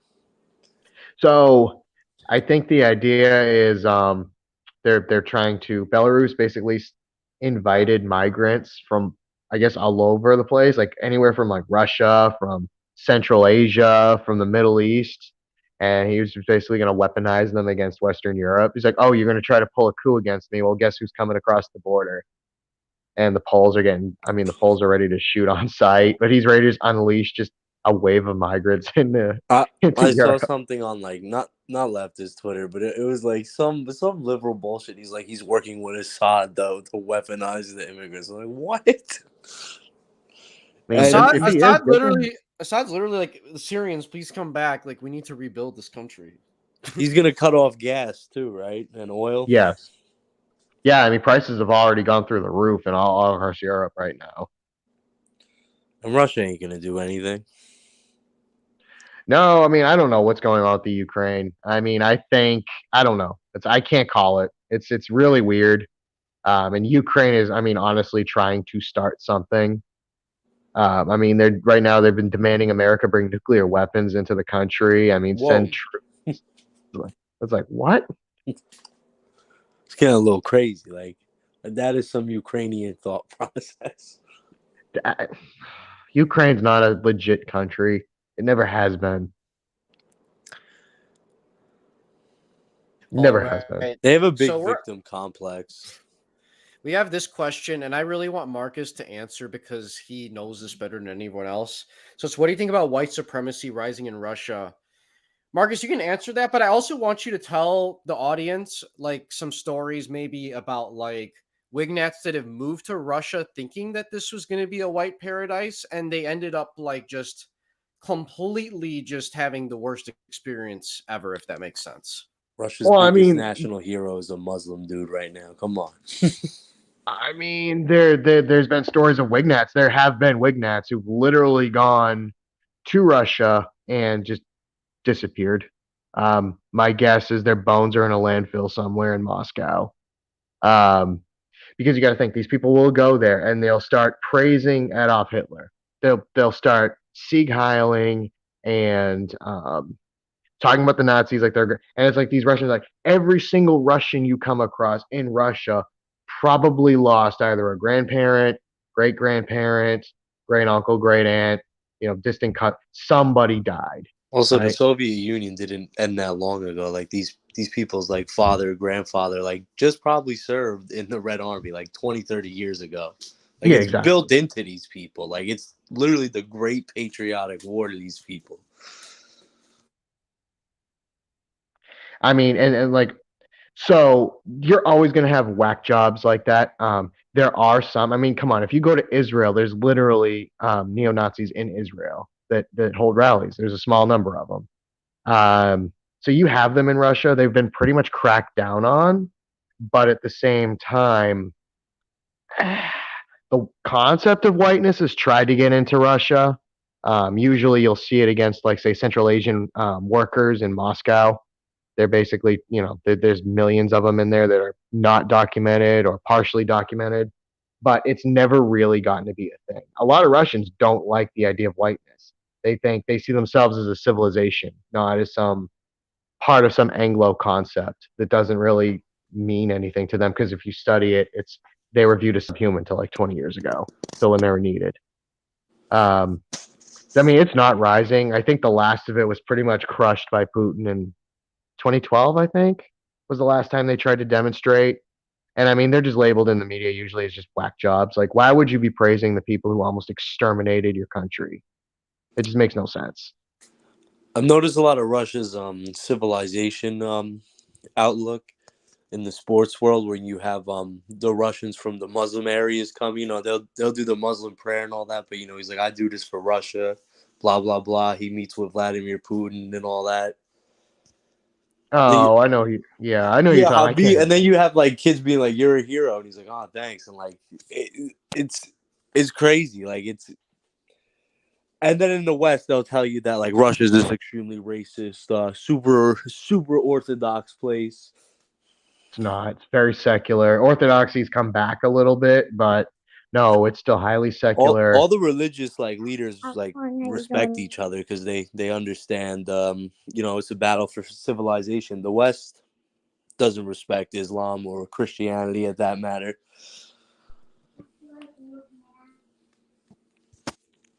Yeah, I mean it's kind of dying.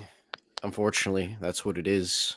But yeah, and people mistake racism for a lot. It's really just ethnic issues, you know. Obviously, it's a multi-ethnic empire. There's going to be tensions. There always have been, and but it's not in the way that we understand it, like white supremacy and whatnot. Also, I think Billy brought this up during when Turkey would try to invade Russia. They thought they could just go through the Muslim areas and they wouldn't fight back. Yeah, and it didn't work. They got their asses beat by these like Central Asians, which is funny. But yeah, I mean that sort of thing. There's all of these civilizational nuances in the East that you really need to account for. You can't be trying to think of these places and trying to eject these cultural paradigms onto these people. It's just a completely different world, honestly. Eastern Europe, like, we talk about how Latin America is different from America all the time, but Eastern Europe and Russia and Central Asia, it's its own beast in itself. Even East Asia, a large part of that is part of Russia too, you know? But yeah, any of you guys got anything to drop before we end the stream here? Not all at once. Yeah, you guys are clearly muted. So I'm going to end the stream here.